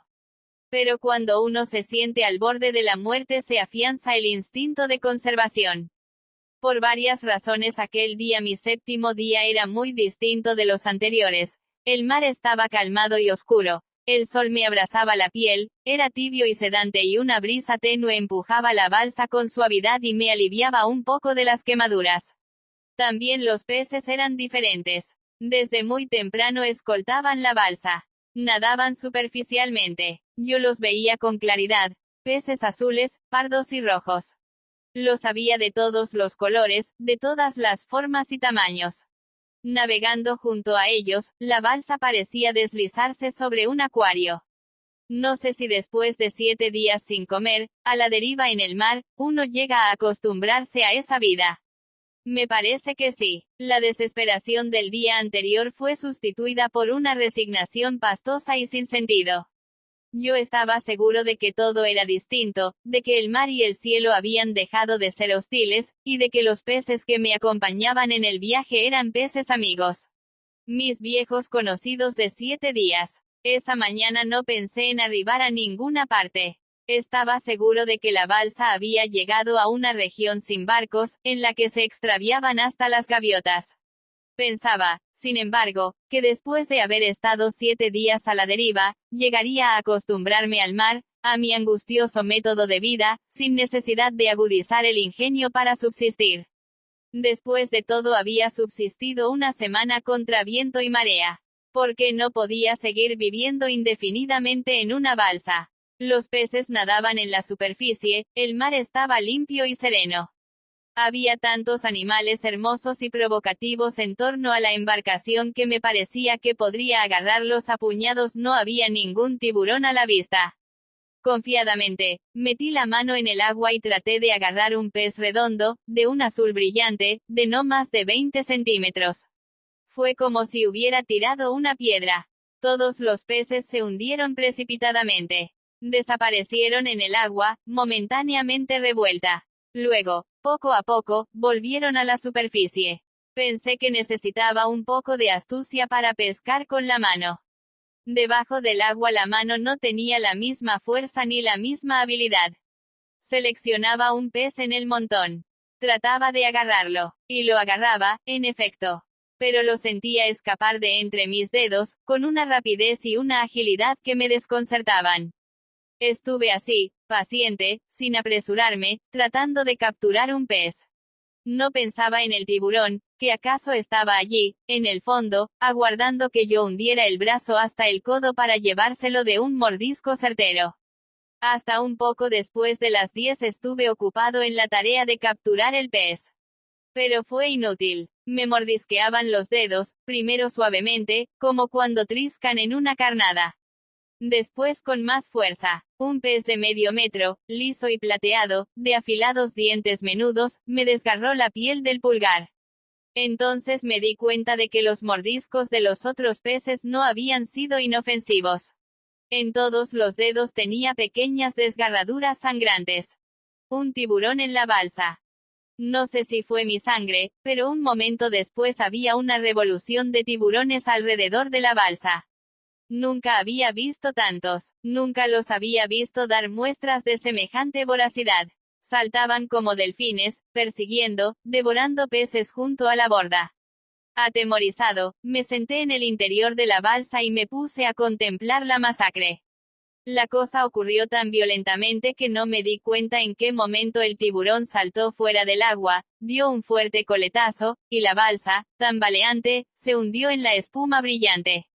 En medio del resplandor del maretazo que estalló contra la borda alcancé a ver un relámpago metálico. Instintivamente, agarré un remo y me puse a descargar el golpe de muerte. Estaba seguro de que el tiburón se había metido en la balsa. Pero en un instante vi la aleta enorme que sobresalía por la borda y me di cuenta de lo que había pasado. Perseguido por el tiburón, un pez brillante y verde, como de medio metro de longitud, había saltado dentro de la balsa. Con todas mis fuerzas descargué el primer golpe de remo en su cabeza. No es fácil darle muerte a un pez dentro de una balsa. A cada golpe la embarcación tambaleaba, amenazaba con dar la vuelta de campana. El momento era tremendamente peligroso. Necesitaba de todas mis fuerzas y de toda mi lucidez. Si descargaba los golpes alocadamente la balsa podía voltearse. Yo habría caído en un agua revuelta de tiburones hambrientos. Pero si no golpeaba con precisión se me escapaba la presa. Estaba entre la vida y la muerte. O caía entre las fauces de los tiburones, o tenía 4 libras de pescado fresco para saciar mi hambre de 7 días. Me apoyé firmemente en la borda y descargué el segundo golpe. Sentí la madera del remo incrustarse en los huesos de la cabeza del pez. La balsa tambaleó. Los tiburones se sacudieron bajo el piso. Pero yo estaba firmemente recostado a la borda. Cuando la embarcación recobró la estabilidad, el pez seguía vivo, en el centro de la balsa. En la agonía, un pez puede saltar más alto y más lejos que nunca. Yo sabía que el tercer golpe tenía que ser certero o perdería la presa para siempre. De un salto quedé sentado en el piso, así tendría mayores probabilidades de agarrarlo. Lo habría capturado con los pies, entre las rodillas o con los dientes, si hubiera sido necesario. Me aseguré firmemente al piso. Tratando de no errar, convencido de que mi vida dependía de aquel golpe, dejé caer el remo con todas mis fuerzas. El animal quedó inmóvil con el impacto y un hilo de sangre oscura tiñó el agua de la balsa. Un compañero en la balsa. Casi a las 2 me sentí completamente agotado. Crucé los remos y traté de dormir. En ese momento había aumentado la sed. El hambre no me molestaba. Me molestaba la sed. Me sentí tan cansado que apoyé la cabeza en el remo y me dispuse a morir.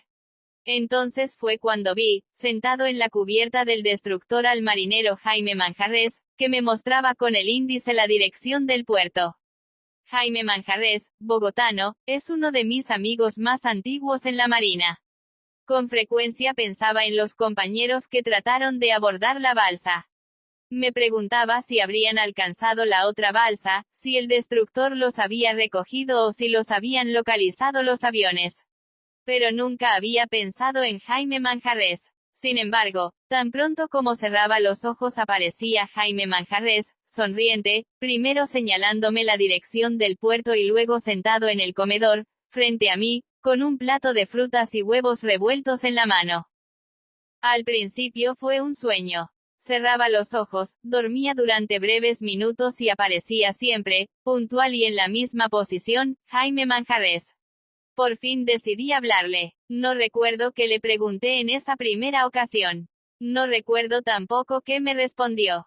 Pero sé que estábamos conversando en la cubierta y de pronto vino el golpe de la ola fatal de las 11:55, y desperté sobresaltado, agarrándome con todas mis fuerzas al enjaretado para no caer al mar.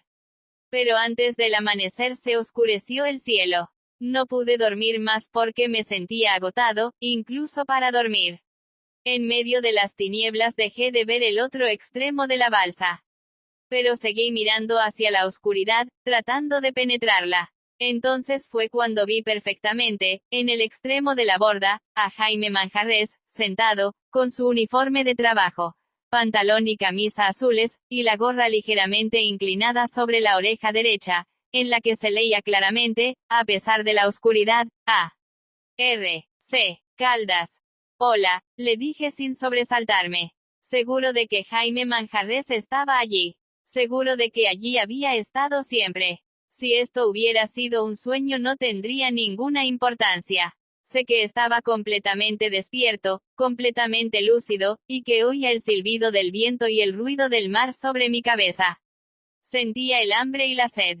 Y no me cabía la menor duda de que Jaime Manjarres viajaba conmigo en la balsa. ¿Por qué no tomaste bastante agua en el buque?, me preguntó. Porque estábamos llegando a Cartagena, le respondí, estaba acostado en la popa con Ramón Herrera. No era una aparición. Yo no sentía miedo. Me parecía una tontería que antes me hubiera sentido solo en la balsa, sin saber que otro marinero estaba conmigo. ¿Por qué no comiste?, me preguntó Jaime Manjarres. Recuerdo perfectamente que le dije, porque no quisieron darme comida. Pedí manzanas y helados y no quisieron dármelos. No sé dónde los tenían escondidos.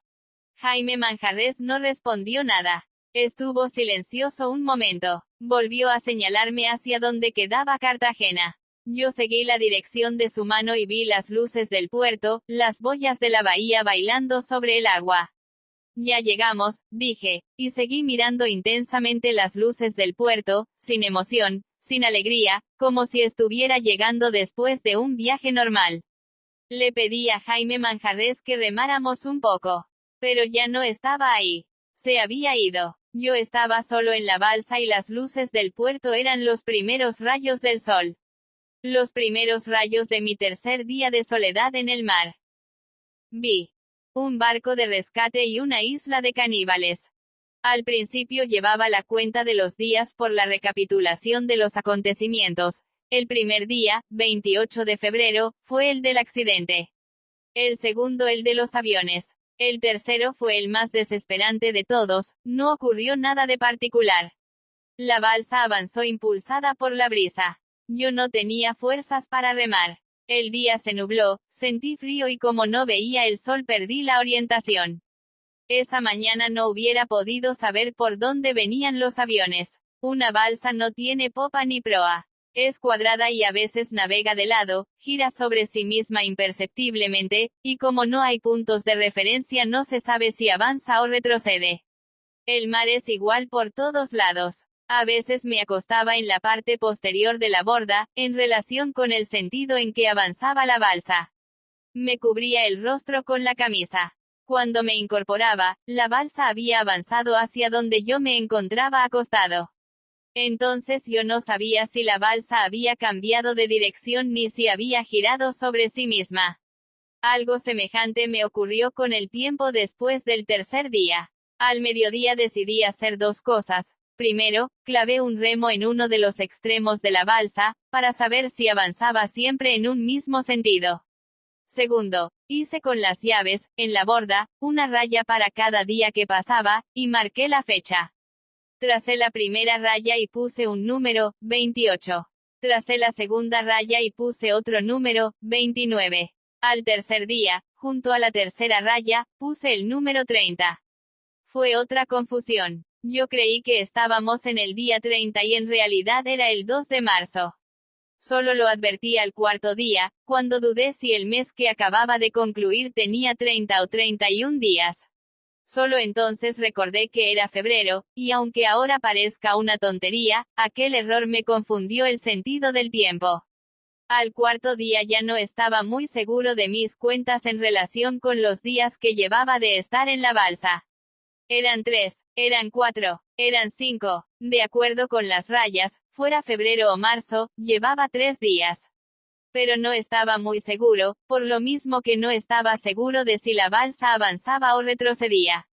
Preferí dejar las cosas como estaban, para evitar nuevas confusiones, y perdí definitivamente las esperanzas de que me rescataran. Aún no había comido ni bebido. Ya no quería pensar, me costaba trabajo organizar las ideas. La piel, abrasada por el sol, me ardía terriblemente, llena de ampollas. En la base naval el instructor nos había advertido que debía procurarse a toda costa no exponer los pulmones a los rayos del sol.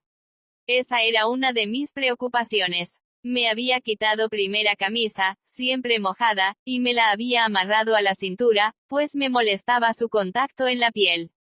Como llevaba 4 días de sed y ya me era materialmente imposible respirar y sentía un dolor profundo en la garganta, en el pecho y debajo de las clavículas, al cuarto día tomé un poco de agua salada. Esa agua no calma la sed, pero refresca. Había demorado tanto tiempo en tomarla porque sabía que la segunda vez debía tomar menos cantidad, y solo cuando hubieran transcurrido muchas horas. Todos los días, con asombrosa puntualidad, los tiburones llegaban a las 5. Había entonces un festín en torno a la balsa. Peces enormes saltaban fuera del agua y pocos momentos después resurgían destrozados. Los tiburones, enloquecidos, se precipitaban sordamente contra la superficie sanguinolenta. Todavía no habían tratado de romper la balsa, pero se sentían atraídos por ella porque era de color blanco. Todo el mundo sabe que los tiburones atacan de preferencia los objetos blancos. El tiburón es miope, de manera que solo puede ver las cosas blancas o brillantes. Esa era otra recomendación del instructor. Hay que esconder las cosas brillantes para no llamar la atención de los tiburones. Yo no llevaba cosas brillantes. Hasta el cuadrante de mi reloj es oscuro. Pero me habría sentido tranquilo si hubiera tenido cosas blancas para arrojar al agua, lejos de la balsa, en caso de que los tiburones hubieran tratado de saltar por la borda. Por si acaso, desde el cuarto día estuve siempre con el remo listo para defenderme, después de las 5 de la tarde. Barco a la vista. Durante la noche cruzaba un remo en la balsa y trataba de dormir. No sé si eso ocurriría solamente cuando estaba dormido o también, cuando estaba despierto, pero todas las noches veía a Jaime Manjarres. Conversábamos breves minutos, sobre cualquier cosa, y luego desaparecía. Ya me había acostumbrado a sus visitas. Cuando salía el sol me imaginaba que eran alucinaciones. Pero de noche no me cabía la menor duda de que Jaime Manjarres estaba allí, en la borda, conversando conmigo. Él también trataba de dormir, en la madrugada del quinto día. Cabeceaba en silencio, recostado en el otro remo. De pronto se puso a escrutar el mar. Me dijo: «Mira». Yo levanté la vista. Como a 30 kilómetros de la balsa, avanzando en el mismo sentido de la brisa, vi las intermitentes pero inconfundibles luces de un barco. Hacía horas que no me sentía con fuerzas para remar. Pero al ver las luces me incorporé en la balsa, sujeté fuertemente los remos y traté de dirigirme hacia el barco.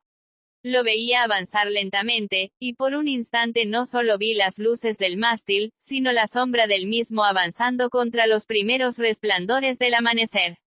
La brisa me ofrecía una fuerte resistencia. A pesar de que remé con desesperación, con una fuerza que no me pertenecía después de más de 4 días sin comer ni dormir, creo que no logré desviar la balsa ni un metro de la dirección que le imprimía la brisa.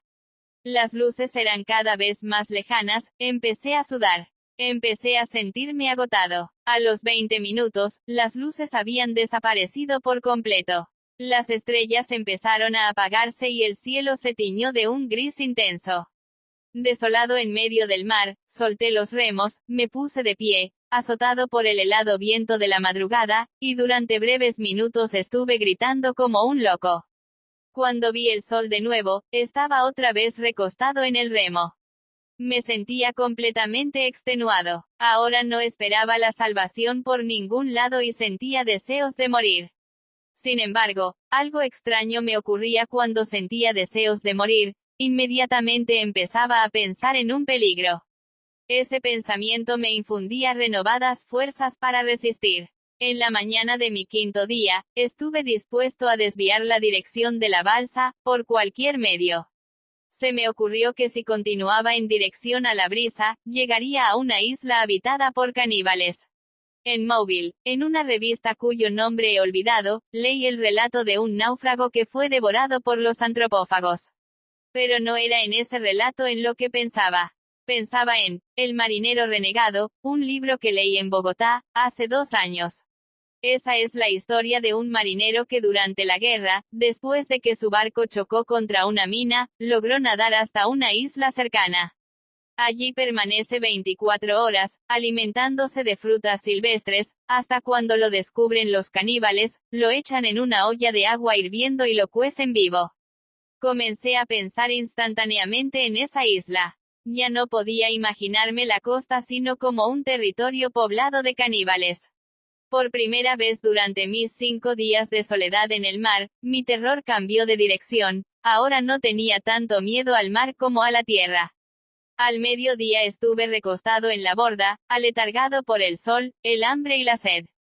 No pensaba en nada, no tenía sentido del tiempo ni de la dirección. Traté de ponerme en pie, para probar las fuerzas, y tuve la sensación de que no podía con mi cuerpo. Este es el momento, pensé. Y, en realidad, me pareció que ese era el momento más temible de todos los que nos había explicado el instructor, el momento de amarrarse a la balsa. Hay un instante en que ya no se siente la sed ni el hambre. Un momento en que no se sienten ni los implacables mordiscos del sol en la piel ampollada. No se piensa, no se tiene ninguna noción de los sentimientos. Pero aún no se pierden las esperanzas. Todavía queda el recurso final de soltar los cabos del enjaretado y amarrarse a la balsa. Durante la guerra muchos cadáveres fueron encontrados así, descompuestos y picoteados por las aves, pero fuertemente amarrados a la balsa. Pensé que todavía tenía fuerzas para esperar hasta la noche sin necesidad de amarrarme. Me rodé hasta el fondo de la balsa, estiré las piernas y permanecí sumergido hasta el cuello varias horas. Al contacto del sol, la herida de la rodilla empezó a dolerme. Fue como si hubiera despertado. y como si ese dolor me hubiera dado una nueva noción de la vida. Poco a poco, al contacto del agua fresca, fui recobrando las fuerzas. Entonces sentía una fuerte torcedura en el estómago y el vientre se me movió, agitado por un rumor largo y profundo. Traté de soportarlo, pero me fue imposible. Con mucha dificultad me incorporé, me desabroché el cinturón, me desajusté los pantalones y sentí un grande alivio con la descarga del vientre. Era la primera vez en 5 días. Y por primera vez en 5 días los peces, desesperados, golpearon contra la borda, tratando de romper los sólidos cabos de la malla. 7 gaviotas. La visión de los peces, brillantes y cercanos, me revolvía el hambre. Por primera vez sentí una verdadera desesperación. Por lo menos ahora tenía una carnada. Olvidé la extenuación, agarré un remo y me preparé a agotar los últimos vestigios de mis fuerzas con un golpe certero en la cabeza de uno de los peces que saltaban contra la borda, en una furiosa rebatifía. No sé cuántas veces descargué el remo. Sentía que en cada golpe acertaba, pero esperaba inútilmente localizar la presa. Allí había un terrible festín de peces que se devoraban entre sí, y un tiburón panza arriba, sacando un suculento partido en el agua revuelta. La presencia del tiburón me hizo desistir de mi propósito. Decepcionado, solté el remo y me acosté en la borda. A los pocos minutos sentí una terrible alegría, 7 gaviotas volaban sobre la balsa. Para un hambriento marino solitario en el mar, la presencia de las gaviotas es un mensaje de esperanza. De ordinario, una bandada de gaviotas acompaña a los barcos, pero solo hasta el segundo día de navegación. 7 gaviotas sobre la balsa significaban la proximidad de la tierra. Si hubiera tenido fuerzas me habría puesto a remar. Pero estaba extenuado. Apenas si podía sostenerme unos pocos minutos en pie. Convencido de que estaba a menos de 2 días de navegación, de que me estaba aproximando a la tierra, tomé otro poco de agua en la cuenca de la mano y volví a acostarme en la borda, de cara al cielo, para que el sol no me diera en los pulmones. No me cubrí el rostro con la camisa porque quería seguir viendo las gaviotas que volaban lentamente, en ángulo agudo, internándose en el mar. Era la 1 de la tarde de mi 5.º día en el mar. No sé en qué momento llegó. Yo estaba acostado en la balsa, como a las 5 de la tarde, y me disponía a descender al interior antes de que llegaran los tiburones. Pero entonces vi una pequeña gaviota, como del tamaño de mi mano, que volaba en torno a la balsa y se paraba por breves minutos en el otro extremo de la borda. La boca se me llenó de una saliva helada. No tenía cómo capturar aquella gaviota. Ningún instrumento, salvo mis manos y mi astucia, agudizada por el hambre. Las otras gaviotas habían desaparecido. Solo quedaba esa pequeña, color café, de plumas brillantes, que daba saltos en la borda. Permanecía absolutamente inmóvil. Me parecía sentir por mi hombro el filo de la aleta del tiburón puntual que desde las 5 debía de estar allí. Pero decidí correr el riesgo. Ni siquiera me atrevía a mirar la gaviota, para que no advirtiera el movimiento de mi cabeza. La vi pasar, muy baja, por encima de mi cuerpo. La vi alejarse, desaparecer en el cielo. Pero yo no perdí la esperanza. No se me ocurría cómo iba a despedazarla. Sabía que tenía hambre y que si permanecía completamente inmóvil la gaviota se pasearía al alcance de mi mano. Esperé más de media hora, creo. La vi aparecer y desaparecer varias veces. Hubo un momento en que sentí, junto a mi cabeza, el aletazo del tiburón, despedazando un pez. Pero en lugar de miedo sentí más hambre. La gaviota saltaba por la borda. Era el atardecer de mi 5.º día en el mar. 5 días sin comer. A pesar de mi emoción, a pesar de que el corazón me golpeaba dentro del pecho, permanecí inmóvil, como un muerto, mientras sentía acercarse la gaviota. Yo estaba estirado en la borda, con las manos en los muslos. Estoy seguro de que durante media hora ni siquiera me atreví a parpadear. El cielo se ponía brillante y me maltrataba la vista, pero no me atrevía a cerrar los ojos en aquel momento de tensión. La gaviota estaba picoteándome los zapatos. Había transcurrido una larga e intensa media hora, cuando sentí que la gaviota se me paró en la pierna. Suavemente me picoteó el pantalón. Yo seguía absolutamente inmóvil cuando me dio un picotazo seco y fuerte en la rodilla. Estuve a punto de saltar a causa de la herida, pero logré soportar el dolor. Luego, se rodó hasta mi muslo derecho, a 5 o 6 centímetros de mi mano. Entonces corté la respiración e imperceptiblemente, con una tensión desesperada, empecé a deslizar la mano. 7. Los desesperados recursos de un hambriento. Si uno se acuesta en una plaza con la esperanza de capturar una gaviota, puede estarse allí toda la vida sin lograrlo. Pero a 100 millas de la costa es distinto. Las gaviotas tienen afinado el instinto de conservación en tierra firme. En el mar son animales confiados. Yo estaba tan inmóvil que probablemente aquella gaviota pequeña y juguetona que se posó en mi muslo, creyó que estaba muerto. Yo la estaba viendo en mi muslo. Me picoteaba el pantalón, pero no me hacía daño. Seguí deslizando la mano, bruscamente, en el instante preciso en que la gaviota se dio cuenta del peligro y trató de levantar el vuelo, la agarré por un ala, salté al interior de la balsa y me dispuse a devorarla. Cuando esperaba que se posara en mi muslo, estaba seguro de que si llegaba a capturarla me la comería viva, sin quitarle las plumas. Estaba hambriento y la misma idea de la sangre del animal me exaltaba la sed. Pero cuando ya la tuve entre las manos, cuando sentí la palpitación de su cuerpo caliente, cuando vi sus redondos y brillantes ojos pardos, tuve un momento de vacilación. Cierta vez estaba yo encubierta con una carabina, tratando de cazar una de las gaviotas que seguían al barco. El jefe de armas del destructor, un marinero experimentado, me dijo: no seas infame. La gaviota para el marinero es como ver tierra. No es digno de un marino matar una gaviota. Yo me acordaba de aquel momento, de las palabras del jefe de armas, cuando estaba en la balsa con la gaviota capturada, dispuesto a darle muerte y desprezarla.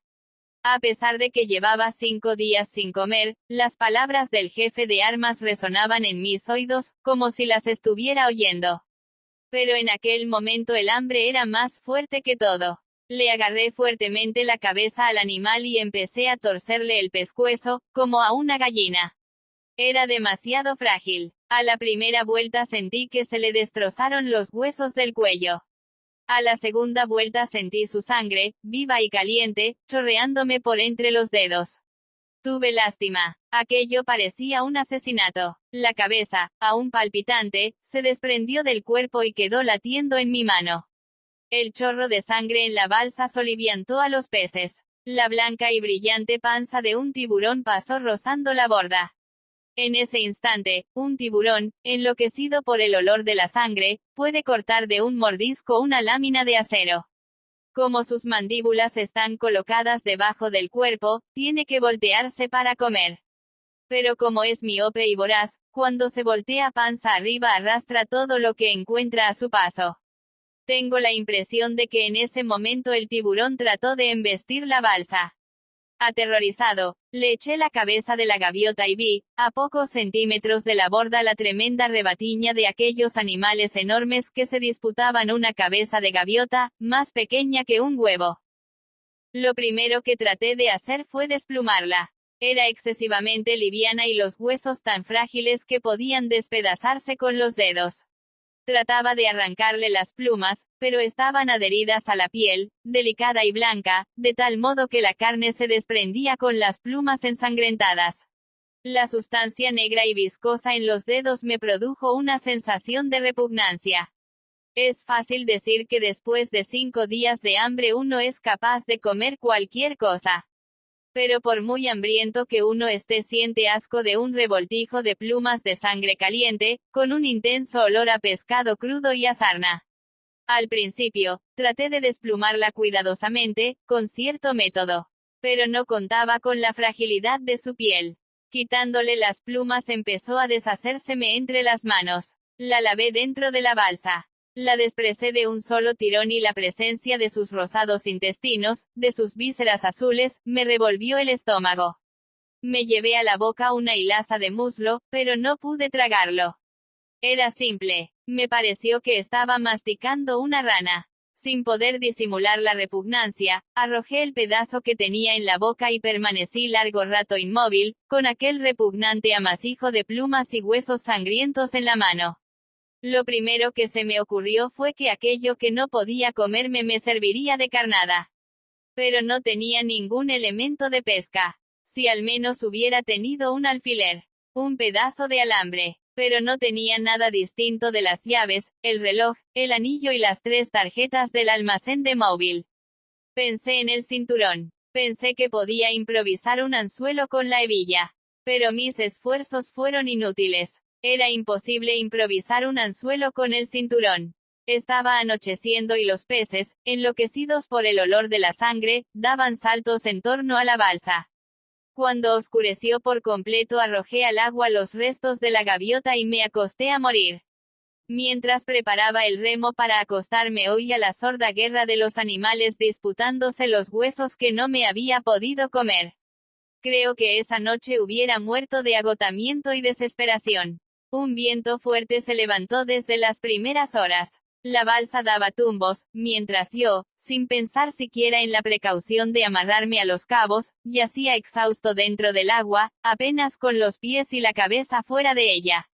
Pero después de la medianoche hubo un cambio, salió la luna. Desde el día del accidente fue la primera noche. Bajo la claridad azul, la superficie del mar recobra un aspecto espectral. Esa noche no vino Jaime Manjarres. Estuve solo, desesperado, abandonado a mi suerte en el fondo de la balsa. Sin embargo, cada vez que se me derrumbaba el ánimo, ocurría algo que me hacía renacer mi esperanza. Esa noche fue el reflejo de la luna en las olas. El mar estaba picado y en cada ola me parecía ver la luz de un barco. Hacía 2 noches que había perdido las esperanzas de que me rescatara un barco. Sin embargo, a todo lo largo de aquella noche transparentada por la luz de la luna, mi 6ª noche en el mar estuve escrutando el horizonte desesperadamente, casi con tanta intensidad y tanta fe como en la primera. Si ahora me encontrara en las mismas circunstancias moriría de desesperación. Ahora sé que la ruta por donde navega la balsa no es ruta de ningún barco. Yo era un muerto. No recuerdo el amanecer del 6º día. Tengo una idea nebulosa de que durante toda la mañana estuve postrado en el fondo de la balsa, entre la vida y la muerte. En esos momentos pensaba en mi familia y la veía tal como me han contado ahora que estuvo durante los días de mi desaparición. No me tomó por sorpresa la noticia de que me habían hecho honras fúnebres. En aquella mi 6ª mañana de soledad en el mar, pensé que todo eso estaba ocurriendo. Sabía que a mi familia le habían comunicado la noticia de mi desaparición. Como los aviones no habían vuelto, sabía que habían desistido de la búsqueda y que me habían declarado muerto. Nada de eso era falso, hasta cierto punto. En todo momento traté de defenderme. Siempre encontré un recurso para sobrevivir, un punto de apoyo, por insignificante que fuera, para seguir esperando. Pero al 6º día ya no esperaba nada. Yo era un muerto en la balsa. En la tarde, pensando en que pronto serían las 5 y volverían los tiburones, hice un desesperado esfuerzo por incorporarme para amarrarme a la borda. En Cartagena, hace 2 años, vi en la playa los restos de un hombre destrozado por el tiburón. No quería morir así. No quería ser repartido en pedazos entre un montón de animales insaciables. Iban a ser las 5. Puntuales, los tiburones estaban allí, rondando la balsa. Me incorporé trabajosamente para desatar los cabos del enjaretado.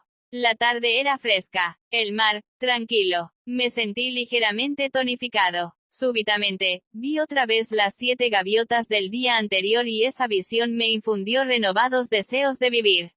En ese instante me hubiera comido cualquier cosa. Me molestaba el hambre. Pero era peor la garganta estragada y el dolor en las mandíbulas, endurecidas por la falta de ejercicio. Necesitaba masticar algo. Traté de arrancar tiras del caucho de mis zapatos, pero no tenía con qué cortarlas. Entonces fue cuando me acordé de las tarjetas del almacén de móvil.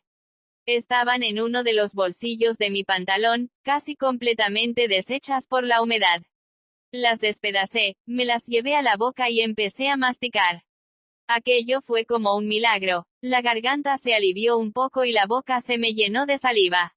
Lentamente seguí masticando, como si fuera chicle. Al primer mordisco me dolieron las mandíbulas. Pero después, a medida que masticaba la tarjeta que guardé sin saber por qué desde el día en que salí de compras con Mary Address, me sentí más fuerte y optimista. Pensaba seguirlas masticando indefinidamente para aliviar el dolor de las mandíbulas. Pero me pareció un despilfarro arrojarlas al mar. Sentí bajar hasta el estómago la minúscula papilla de cartón molido y desde ese instante tuve la sensación de que me salvaría, de que no sería destrozado por los tiburones. ¿A qué saben los zapatos? El alivio que experimenté con las tarjetas me agudizó la imaginación para seguir buscando cosas de comer. Si hubiera tenido una navaja habría despedazado los zapatos y hubiera masticado tiras de caucho. Era lo más provocativo que tenía al alcance de la mano. Traté de separar con las llaves la suela blanca y limpia. Pero los esfuerzos fueron inútiles. Era imposible arrancar una tira de ese caucho sólidamente fundido a la tela. Desesperadamente, mordí el cinturón hasta cuando me dolieron los dientes. No pude arrancar ni un bocado. En ese momento debí parecer una fiera, tratando de arrancar con los dientes pedazos de zapatos, del cinturón y la camisa. Ya al anochecer, me quité la ropa, completamente empapada. Quedé en pantaloncillos, no sé si atribuírselo a las tarjetas, pero casi inmediatamente después estaba durmiendo. En mi séptima noche, acaso porque ya estaba acostumbrado a la incomodidad de la balsa, acaso porque estaba agotado después de 7 noches de vigilia, dormí profundamente durante largas horas. A veces me despertaba la ola, daba un salto, alarmado, sintiendo que la fuerza del golpe me arrastraba al agua. Pero inmediatamente después recobraba el sueño. Por fin amaneció mi séptimo día en el mar. No sé por qué estaba seguro de que no sería el último. El mar estaba tranquilo y nublado, y cuando el sol salió, como a las 8 de la mañana, me sentía reconfortado por el buen sueño de la noche reciente. Contra el cielo plomizo y bajo pasaron sobre la balsa las 7 gaviotas. 2 días antes había sentido una gran alegría con la presencia de las 7 gaviotas. Pero cuando las vi por tercera vez, después de haberlas visto durante 2 días consecutivos, sentí renacer el terror. Son 7 gaviotas perdidas, pensé. Lo pensé con desesperación. Todo marino sabe que a veces una bandada de gaviotas se pierde en el mar y vuela sin dirección durante varios días, hasta cuando siguen un barco que les indica la dirección del puerto. Tal vez aquellas gaviotas que había visto durante 3 días eran las mismas todos los días, perdidas en el mar. Eso significaba que cada vez mi balsa se encontraba a mayor distancia de la tierra. 8. Mi lucha con los tiburones por un pescado. La idea de que en lugar de acercarme a la costa me había estado internando en el mar durante 7 días me derrumbó la resolución de seguir luchando. Pero cuando uno se siente al borde de la muerte se afianza el instinto de conservación. Por varias razones aquel día, mi séptimo día, era muy distinto de los anteriores. El mar estaba calmado y oscuro. El sol me abrazaba la piel, era tibio y sedante y una brisa tenue empujaba la balsa con suavidad y me aliviaba un poco de las quemaduras. También los peces eran diferentes. Desde muy temprano escoltaban la balsa. Nadaban superficialmente. Yo los veía con claridad. Peces azules, pardos y rojos. Los había de todos los colores, de todas las formas y tamaños. Navegando junto a ellos, la balsa parecía deslizarse sobre un acuario. No sé si después de 7 días sin comer, a la deriva en el mar, uno llega a acostumbrarse a esa vida. Me parece que sí. La desesperación del día anterior fue sustituida por una resignación pastosa y sin sentido. Yo estaba seguro de que todo era distinto, de que el mar y el cielo habían dejado de ser hostiles, y de que los peces que me acompañaban en el viaje eran peces amigos. Mis viejos conocidos de 7 días. Esa mañana no pensé en arribar a ninguna parte. Estaba seguro de que la balsa había llegado a una región sin barcos, en la que se extraviaban hasta las gaviotas. Pensaba, sin embargo, que después de haber estado 7 días a la deriva, llegaría a acostumbrarme al mar, a mi angustioso método de vida, sin necesidad de agudizar el ingenio para subsistir. Después de todo había subsistido una semana contra viento y marea. Porque no podía seguir viviendo indefinidamente en una balsa. Los peces nadaban en la superficie, el mar estaba limpio y sereno. Había tantos animales hermosos y provocativos en torno a la embarcación que me parecía que podría agarrarlos a puñados. No había ningún tiburón a la vista. Confiadamente, metí la mano en el agua y traté de agarrar un pez redondo, de un azul brillante, de no más de 20 centímetros. Fue como si hubiera tirado una piedra. Todos los peces se hundieron precipitadamente.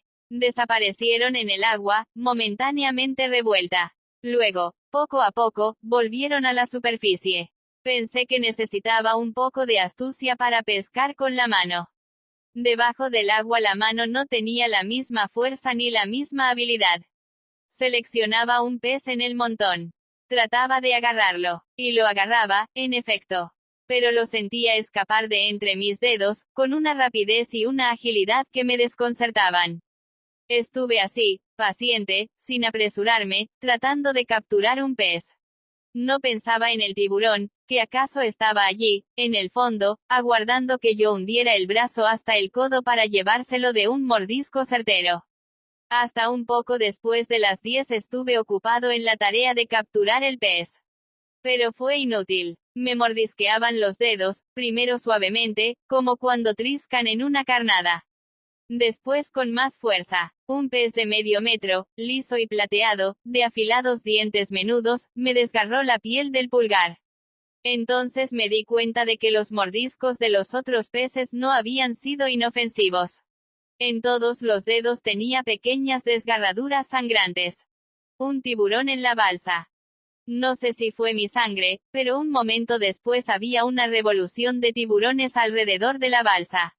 Nunca había visto tantos, nunca los había visto dar muestras de semejante voracidad. Saltaban como delfines, persiguiendo, devorando peces junto a la borda. Atemorizado, me senté en el interior de la balsa y me puse a contemplar la masacre. La cosa ocurrió tan violentamente que no me di cuenta en qué momento el tiburón saltó fuera del agua, dio un fuerte coletazo, y la balsa, tambaleante, se hundió en la espuma brillante. En medio del resplandor del maretazo que estalló contra la borda alcancé a ver un relámpago metálico. Instintivamente, agarré un remo y me puse a descargar el golpe de muerte. Estaba seguro de que el tiburón se había metido en la balsa. Pero en un instante vi la aleta enorme que sobresalía por la borda y me di cuenta de lo que había pasado. Perseguido por el tiburón, un pez brillante y verde, como de medio metro de longitud, había saltado dentro de la balsa. Con todas mis fuerzas descargué el primer golpe de remo en su cabeza. No es fácil darle muerte a un pez dentro de una balsa. A cada golpe la embarcación tambaleaba, amenazaba con dar la vuelta de campana. El momento era tremendamente peligroso. Necesitaba de todas mis fuerzas y de toda mi lucidez. Si descargaba los golpes alocadamente la balsa podía voltearse. Yo habría caído en un agua revuelta de tiburones hambrientos. Pero si no golpeaba con precisión se me escapaba la presa. Estaba entre la vida y la muerte. O caía entre las fauces de los tiburones, o tenía 4 libras de pescado fresco para saciar mi hambre de 7 días. Me apoyé firmemente en la borda y descargué el segundo golpe. Sentí la madera del remo incrustarse en los huesos de la cabeza del pez. La balsa tambaleó. Los tiburones se sacudieron bajo el piso. Pero yo estaba firmemente recostado a la borda. Cuando la embarcación recobró la estabilidad, el pez seguía vivo, en el centro de la balsa. En la agonía, un pez puede saltar más alto y más lejos que nunca. Yo sabía que el tercer golpe tenía que ser certero o perdería la presa para siempre. De un salto quedé sentado en el piso, así tendría mayores probabilidades de agarrarlo. Lo habría capturado con los pies, entre las rodillas o con los dientes, si hubiera sido necesario. Me aseguré firmemente al piso. Tratando de no errar, convencido de que mi vida dependía de aquel golpe, dejé caer el remo con todas mis fuerzas. El animal quedó inmóvil con el impacto y un hilo de sangre oscura tiñó el agua de la balsa. Yo mismo sentí el olor de la sangre. Pero lo sintieron también los tiburones. Por primera vez en ese instante, con 4 libras de pescado a mi disposición, sentí un incontenible terror. Enloquecidos por el olor de la sangre, los tiburones se lanzaban con todas sus fuerzas contra el piso. La balsa tambaleaba. Yo sabía que de un momento a otro podía dar la vuelta de campana. Sería cosa de un segundo. En menos de lo que dura un relámpago yo habría sido despedazado por las 3 hileras de dientes de acero que tiene un tiburón en cada mandíbula. Sin embargo, el apremio del hambre era entonces superior a todo. Apreté el pescado entre las piernas y me apliqué, tambaleando, a la difícil tarea de equilibrar la balsa cada vez que sufría una nueva arremetida de las fieras. Aquello duró varios minutos. Cada vez que la embarcación se estabilizaba, yo echaba por la borda el agua sanguinolenta. Poco a poco la superficie quedó limpia y las fieras se aplacaron. Pero debía cuidarme. Una pavorosa aleta de tiburón, la más grande aleta de tiburón o de animal alguno que haya visto en mi vida, sobresalía más de 1 metro por encima de la borda. Nadaba apaciblemente, pero yo sabía que si percibía de nuevo el olor de la sangre habría dado una sacudida que hubiera volteado la balsa. Con grandes precauciones me dispuse a despresar mi pescado. Un animal de medio metro está protegido por una dura costra de escamas. Cuando uno trata de arrancarlas siente que están adheridas a la carne, como láminas de acero. Yo no disponía de ningún instrumento cortante. Traté de quitarle las escamas con las llaves, pero ni siquiera conseguí desajustarlas. Mientras tanto, me di cuenta de que nunca había visto un pez como aquel. Era de un verde intenso, sólidamente escamado. Desde niño he relacionado el color verde con los venenos. Es increíble, pero a pesar de que el estómago me palpitaba dolorosamente con la simple perspectiva de un bocado de pescado fresco, tuve un momento de vacilación ante la idea de que aquel extraño animal fuera un animal venenoso. Quiero agradecerle a todos los que están apoyando este canal. Si desean contribuir con una